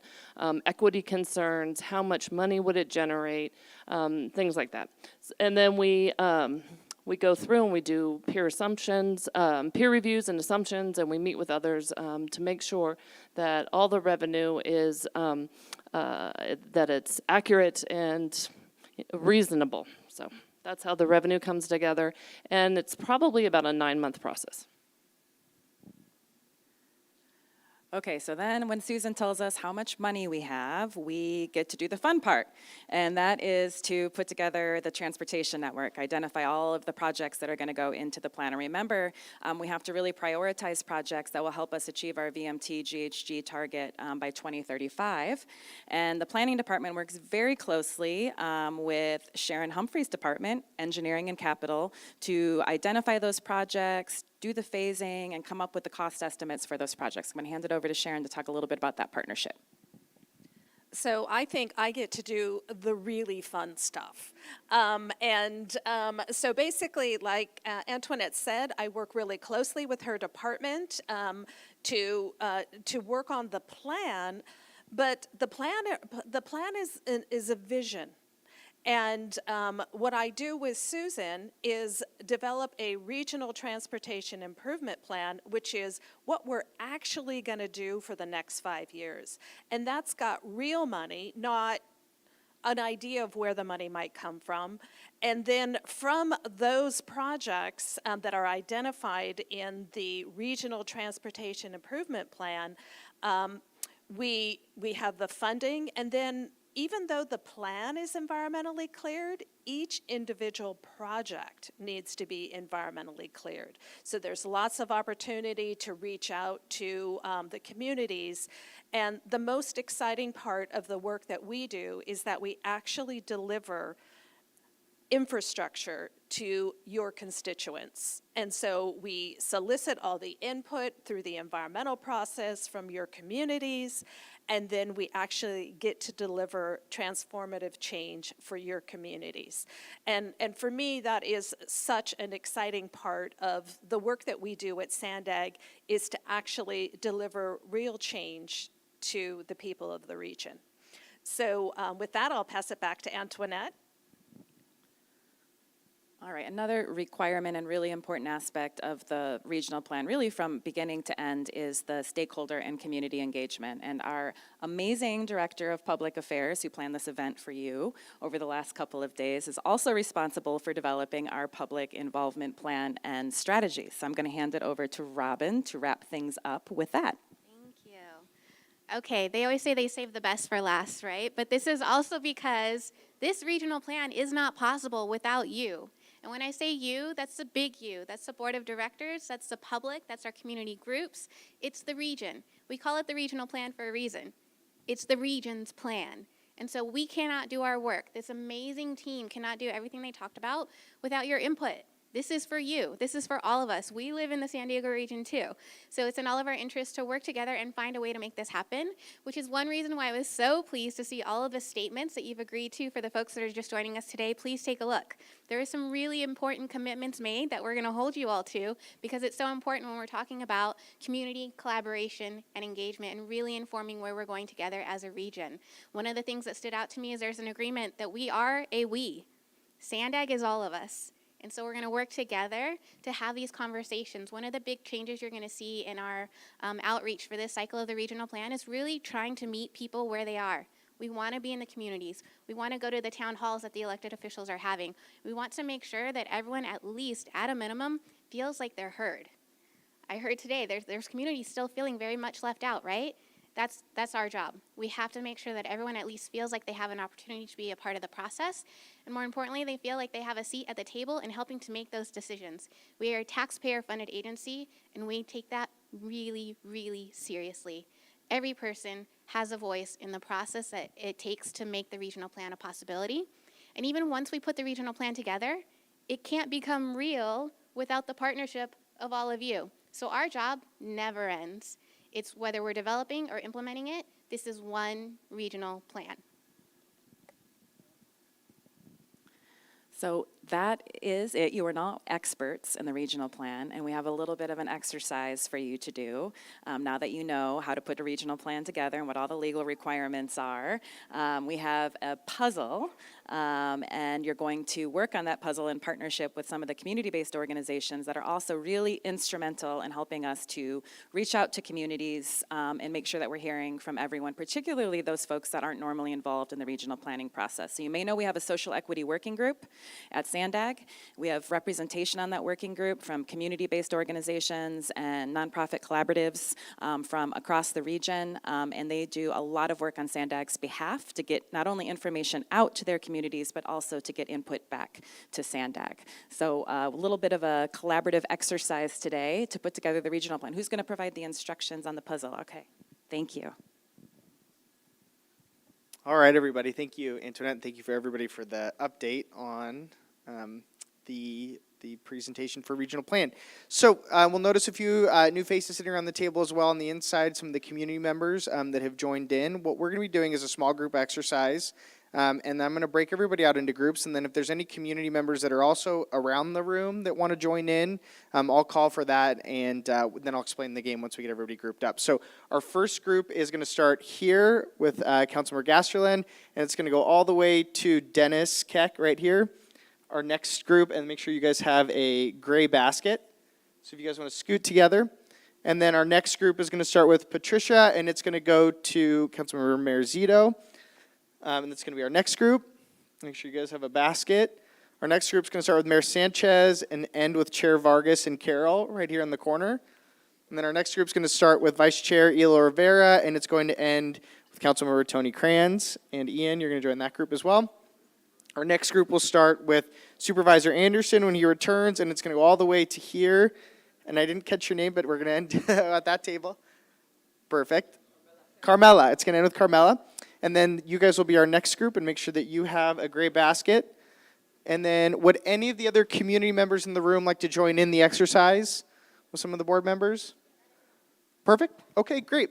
So the first thing we're going to do is explain what you're doing. You see a gray basket in front of you. You probably wonder, what are we doing with these colored puzzle pieces? So what I'd encourage you to do, take a minute, look at your group, see who's in your group. If you haven't met anybody, get a chance to introduce them or kind of get to meet them. I think the other thing I want to point out is we did a lot of hard work yesterday in working to build consensus and working together on things, and we're going to try and put that a little bit to practice in the shape of a puzzle. So if you remember some of our frames of reference from yesterday, it's focusing on our circle of control.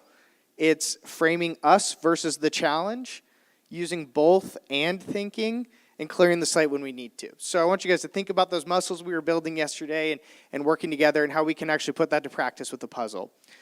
So the first thing I'm going to do is explain to you what the puzzle is and what you have in front of you. So I've become, I think, hopefully close to as smart as an elementary school teacher in tangrams. I've learned a lot about them over the last couple of months. That is the puzzle that you see in front of you. Tangram traditionally has 7 pieces. It includes the 7 pieces that you'll see on the screen behind me. What that represents is some of the pieces that go into shaping a regional plan. I want to reiterate, though, during this time, we're not legislating about the regional plan today. We're not, putting anything into specific planning. We're just doing an exercise to see how the pieces come together and working that through. So I want to make sure, as we say, we assign some meaning to each of the pieces, but again, we're not legislating, not specifically going into any of them. So you'll see that in your puzzle sets, the ones that don't have the dots on them, you have a square. That's going to represent projects that go into the regional plan, which we heard a little bit about from staff. The large first triangle, which they're all different colors, which is why they're gray on the screen for you guys. The first large triangle could represent policies that go into the regional plan. The second large triangle, community input. The medium triangle is the financing, the financial aspect, the input that goes into the regional plan. The small triangle, the first one would be programs. The second small triangle is environmental. And the last one, the parallelogram, is social equity. So some of the meanings there that kind of go into those. You'll also see a set of similar colored triangles with a black dot on them, and I will explain to you what those mean. So typically in a tangram puzzle, you would have 7 pieces, and you have to make a shape, right? You're also going to see now that you have 10 pieces there on the table.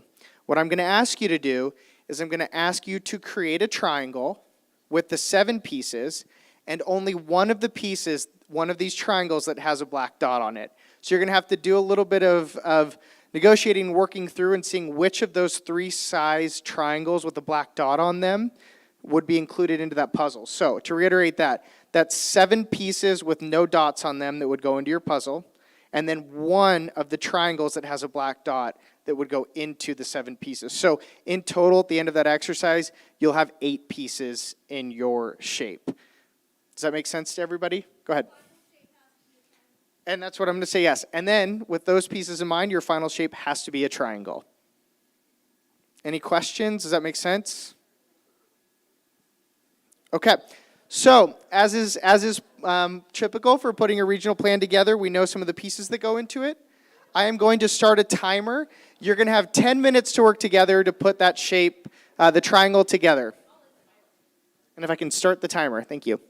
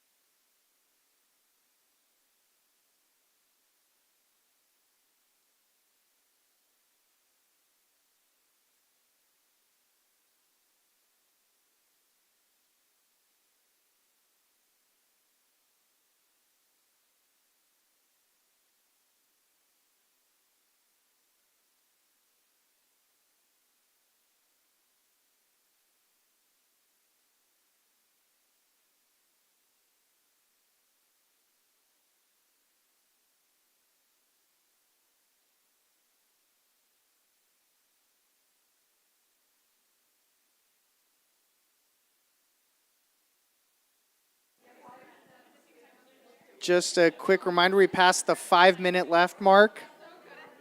5 minutes left, just a few less than 5 minutes left.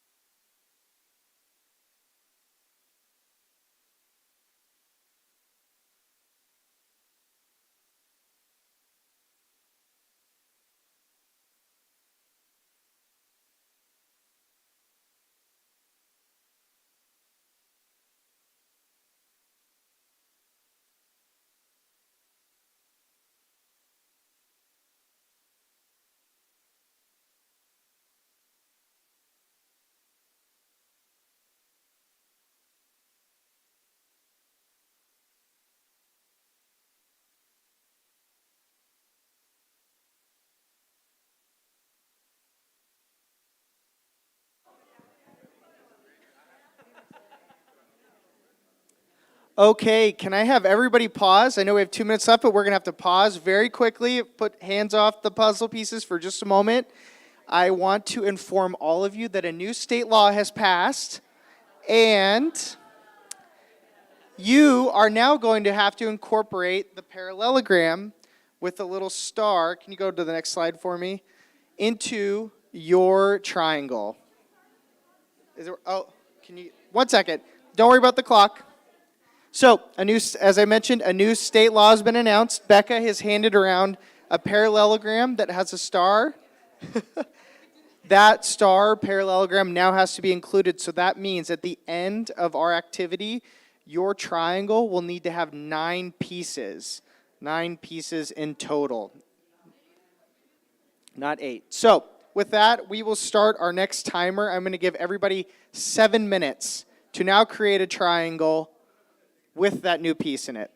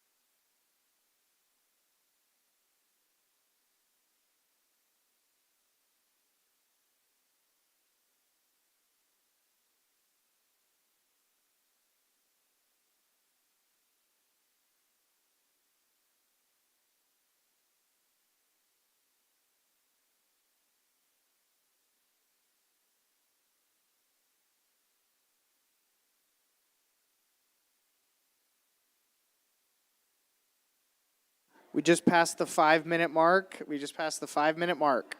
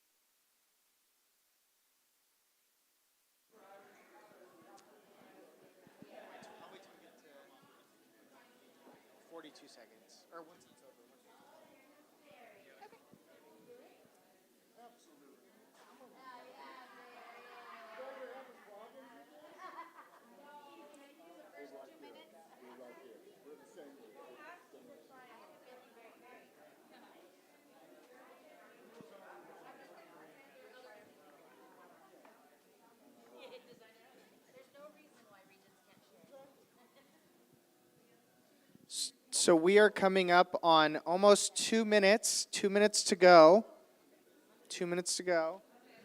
And I hate to inform you, but your board and the community has asked you to bring the plan a day earlier. So you now only have 1 minute left. 1 minute left. 1 minute left. 56 seconds.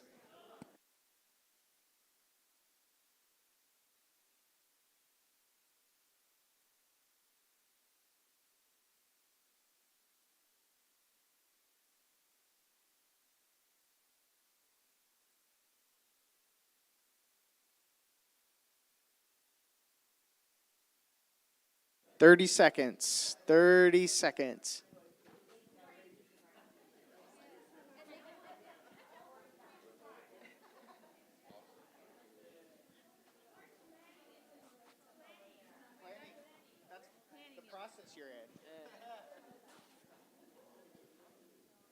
Okay, 10 seconds. 8, 7, 6, 5, 4, 3, 2, 1, 0. If everybody put their hands in the air, hands off the puzzles. Hands off the puzzles. Okay. Now, as I think you can see, this was a fun and challenging exercise with changing inputs. So what I'd like to do is to walk through a little bit of that with Becca, and I will hand the microphone over to her. So, what happened? I want to hear what happened. Tell me about your process.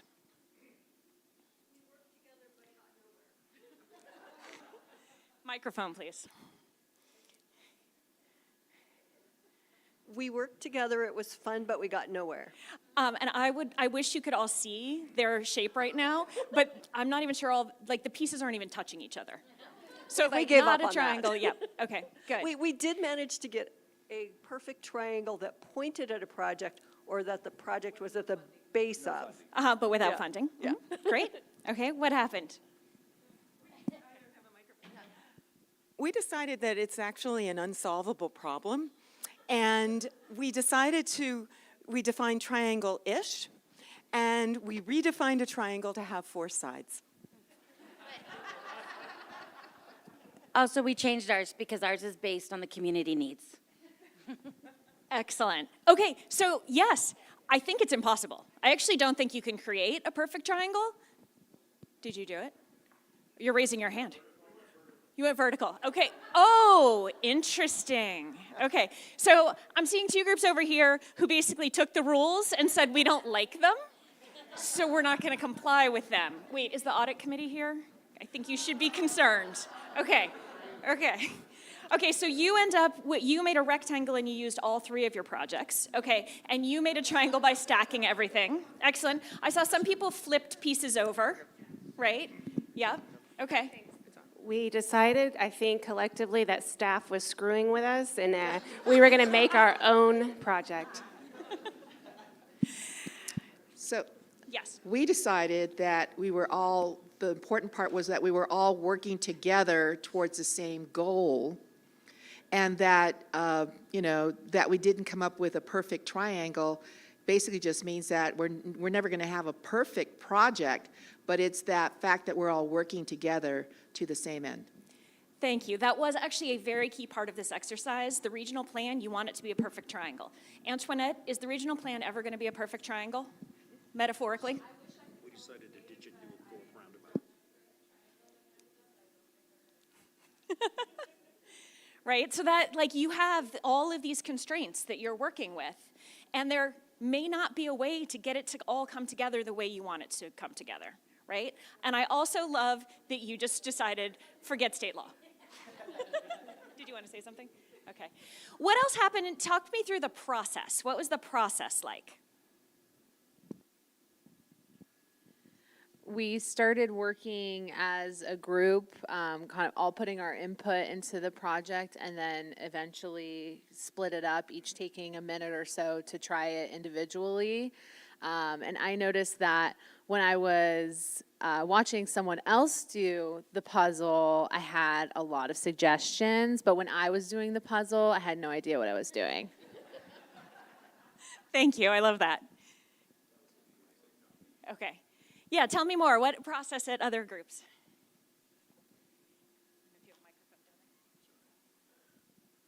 What I noticed, and just in the conversation, is there was a lot of give and take. We each gave it a shot, and then when our rendition didn't work, the next team jumped in and said, well, let's try it this way. And it wasn't a lot of ego involved. Right? It was, what we're trying to do is get this done. I don't know how to do it. Maybe one of these knuckleheads do. So it was a lot of give and take, and it was a lot of collaboration in that short little exercise. Yeah. Thank you. And what's interesting, I think, for that is this is a pretty low stakes game, right? Did any of your groups actually do get a little bit of the intensity and the competition? You want to go there? Okay.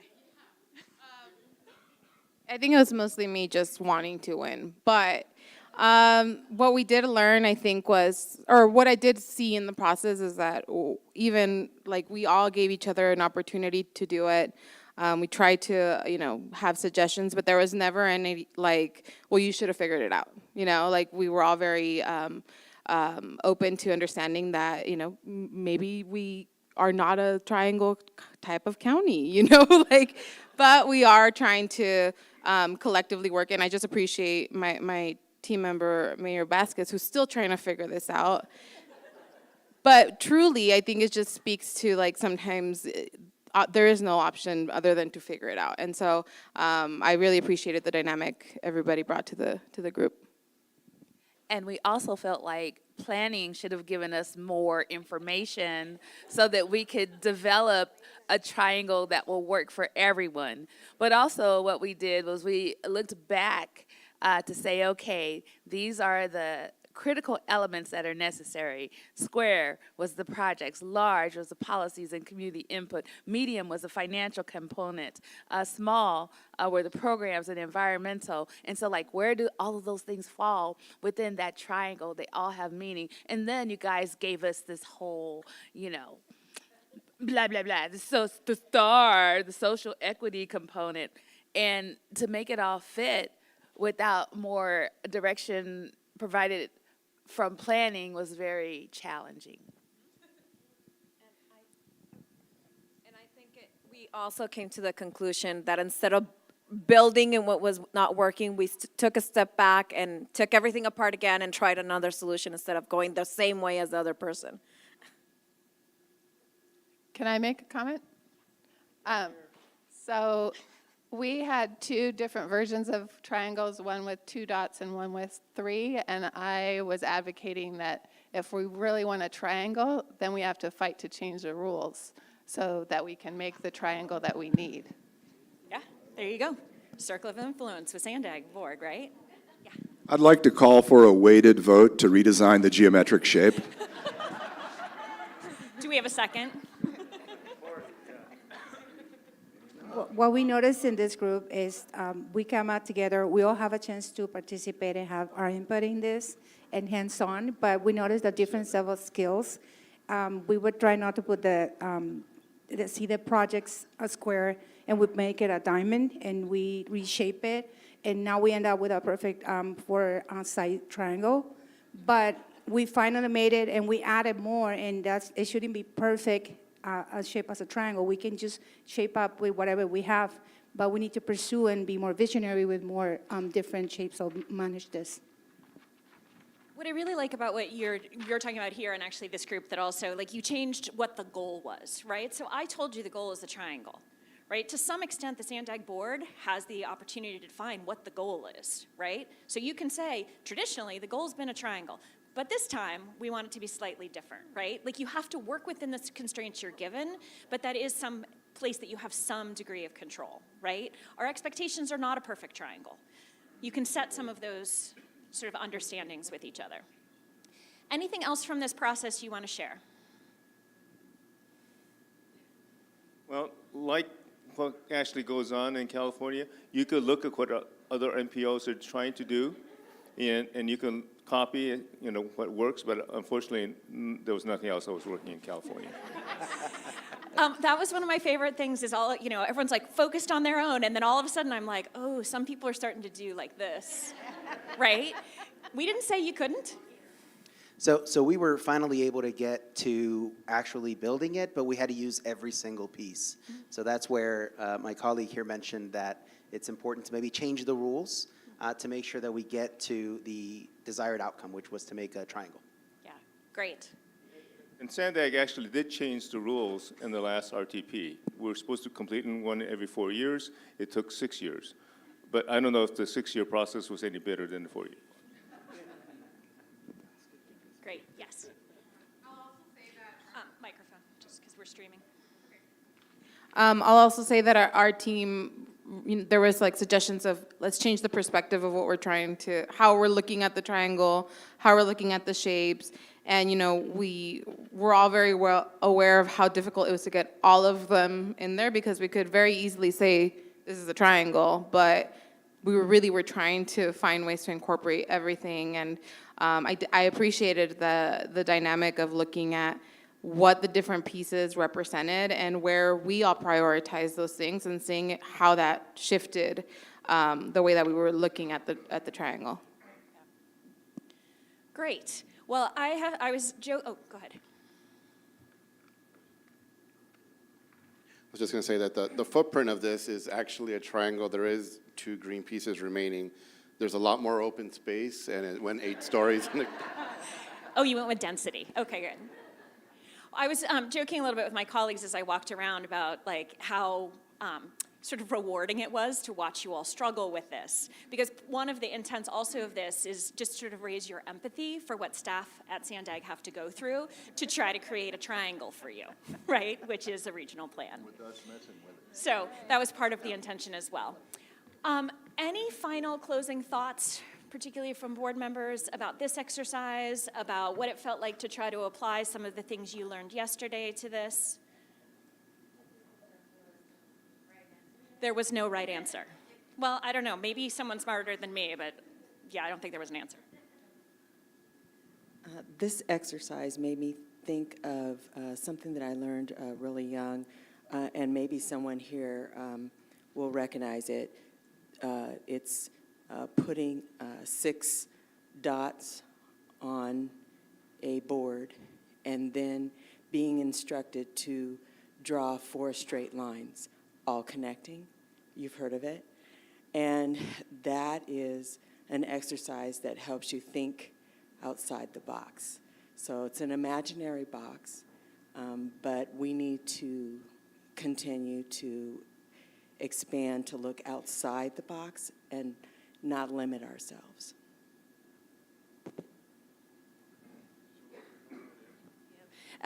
Councilmember Fisher here made a very good suggestion. He said if we had a pair of scissors, we could make it work. And so I attribute that to having the proper tools to get the task done. So yeah, if we had a pair of scissors, we could cut some of these shapes to fit, right? But it also reminded me of the conversation we were having yesterday during our sessions with the tables. And Mayor Huebner said, you know, if RENA came with some funding, right, a tool to make it work, or even, you know, we were envisioning bringing back redevelopment agencies and having the state sort of help with the housing aspect that each of our communities is responsible for. If we had the proper tools, we could make it work. Thank you. Any other sort of last comments? Yes.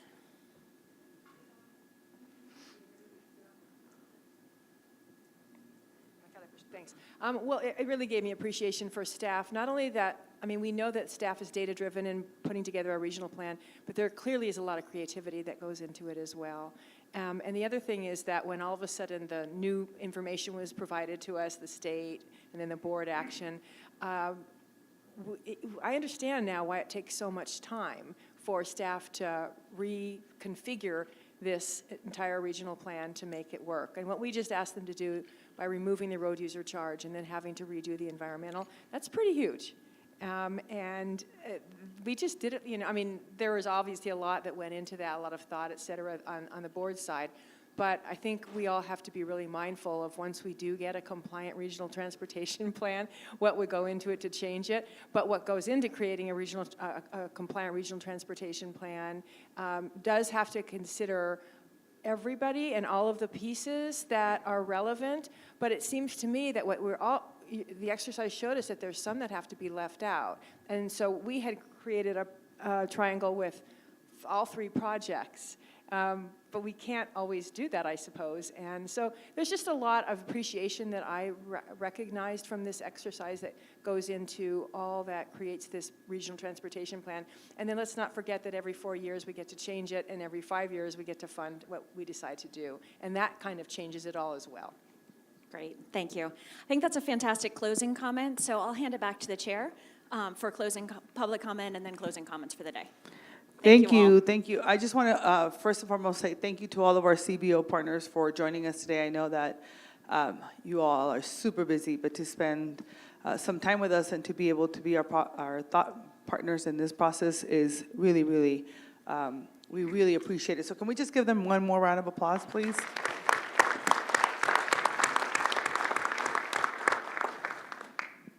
There's a saying in Spanish, todo cabe en un cuadrito sabiéndolo acomodar. Which means that if, you know, everything can fit if you actually figure out how to make it work. And so I don't know if that would have worked here or not, but but I think it's the spirit of trying to make things work that I think makes a difference. So but before I do the actual closing, I want to make sure that we have an opportunity to get our public comments, and then we're going to come back to board members, et cetera. So Andre, do we have public comments?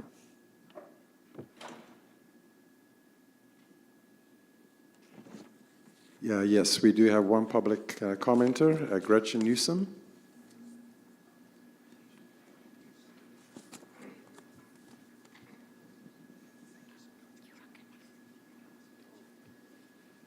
Okay, great to see all of you again for day 2. You did a fantastic job. Gretchen Newsom on behalf of IBEW Local 569, the Electricians Union, and a proud core member of the Let's Go San Diego campaign, also known as the campaign to help fund the Regional Transportation Plan.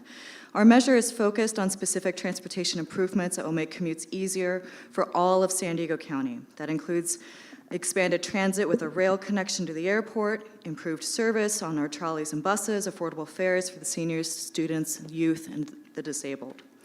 There's funding for road repairs and safety in every community in the county in our measure, and critical safety upgrades to fix our aging bridges and rail lines that are in danger of collapse. I'm looking over at Delmar.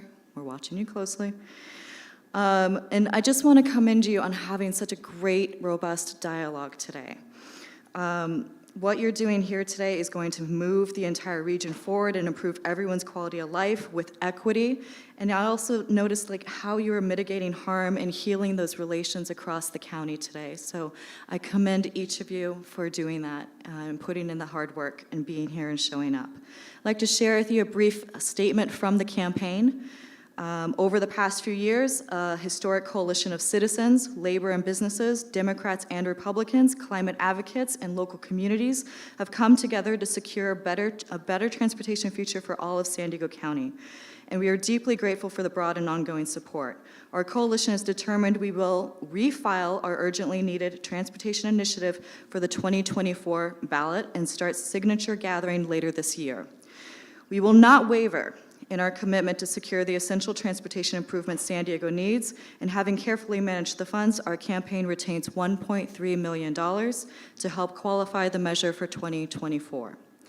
We are incredibly grateful for the support we've received over the past, and we look forward to broadening our coalition in 2023 and 2024 and getting it passed. So let's go San Diego County. Thank you.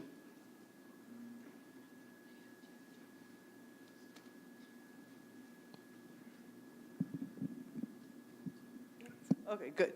All right, not good. Wonderful, thank you. Councilmember Shu, before I give my final comments. Go ahead and give your final comments.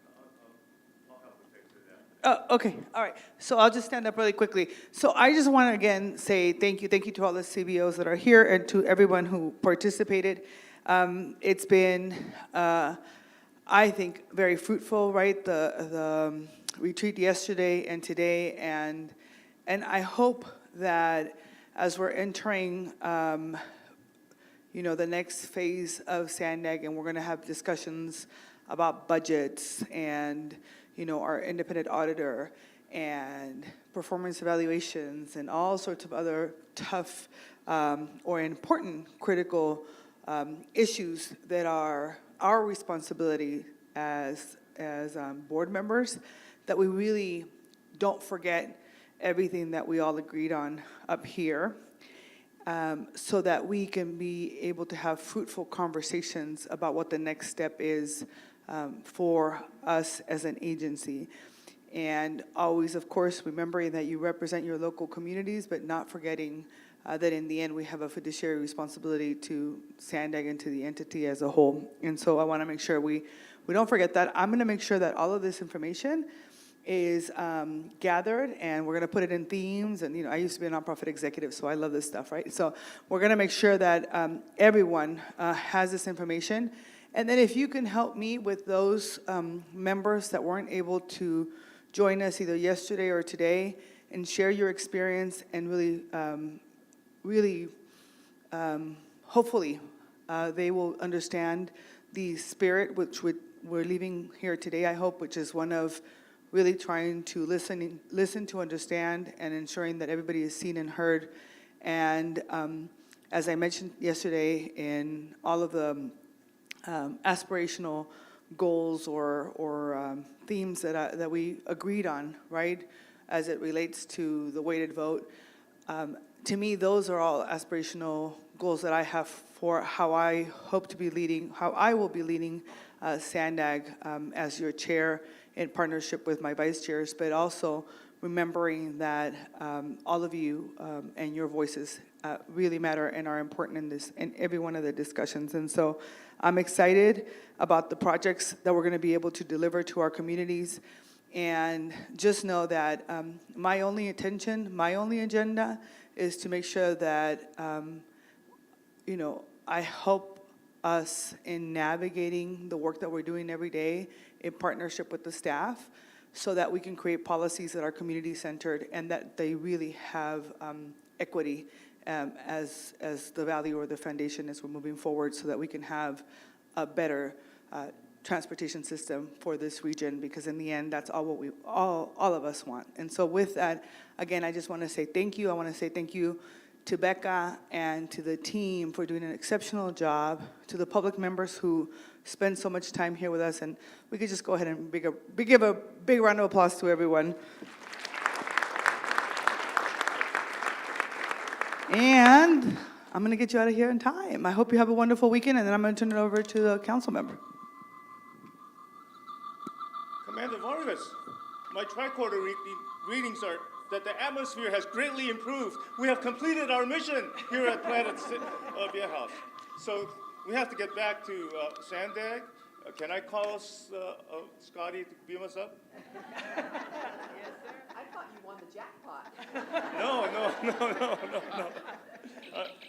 This is going to call us up. So please beam us out of here safely, Scotty. Thank you.